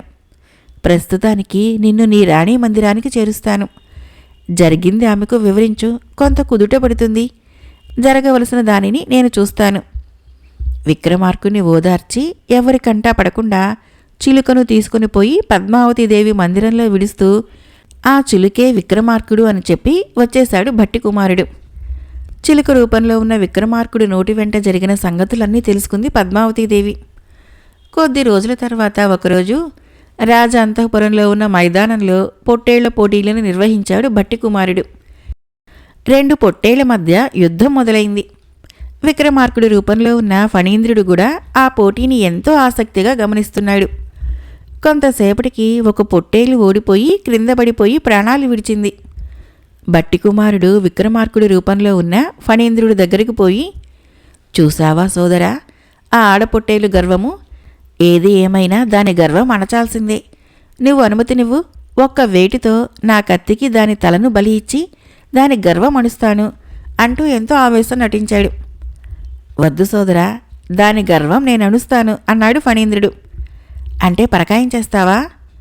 అవును, నేను తిరిగి వచ్చే వరకు నా శరీరం భద్రంగా ఉంచు అని భట్టికి చెప్పి పరకాయ మంత్రం పఠించి చనిపోయిన పొట్టేల్లోకి ప్రవేశించి 2వ పొట్టేలుతో యుద్ధానికి తలపడ్డాడు.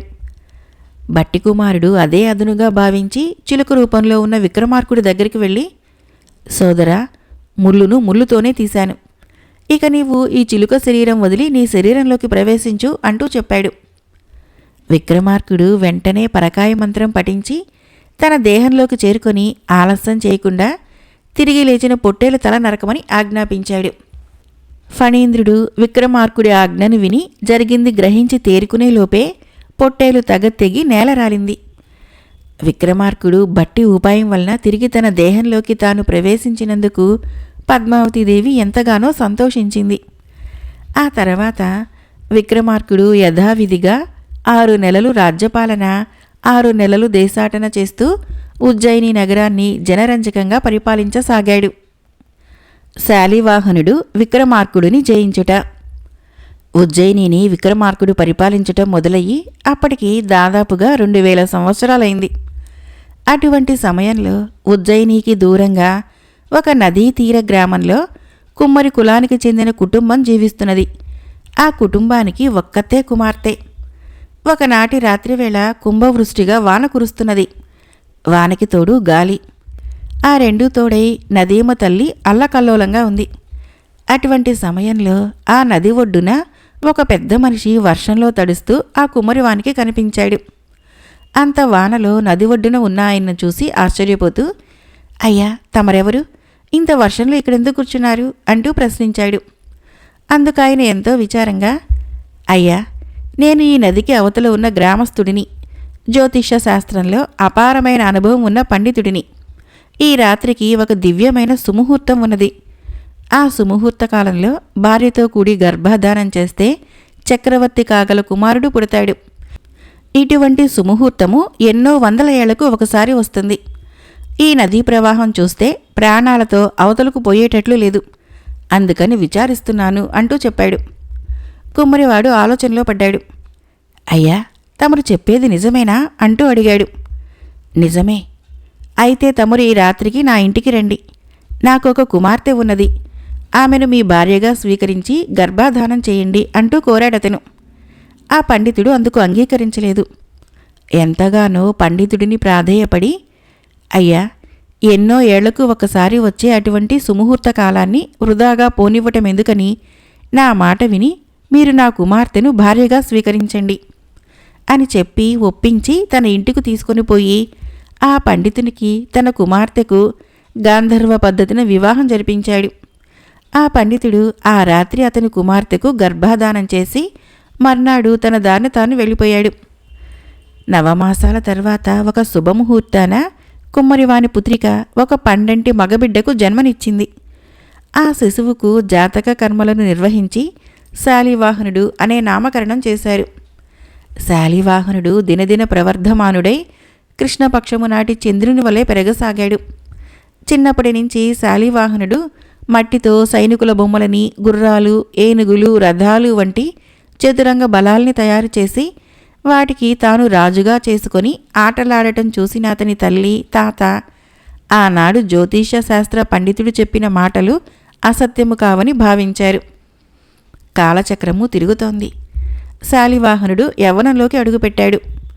ముఖంలో గాంభీర్యం, దేహంలో కఠినత్వం, చూపులకు మన్మథ రూపం, నడత, మాట, ఆలోచనల్లో నిరంతరము అతడు చక్రవర్తి కాదగ్గవాడన్న భావన చూపర్లకు కలిగించేవాడు.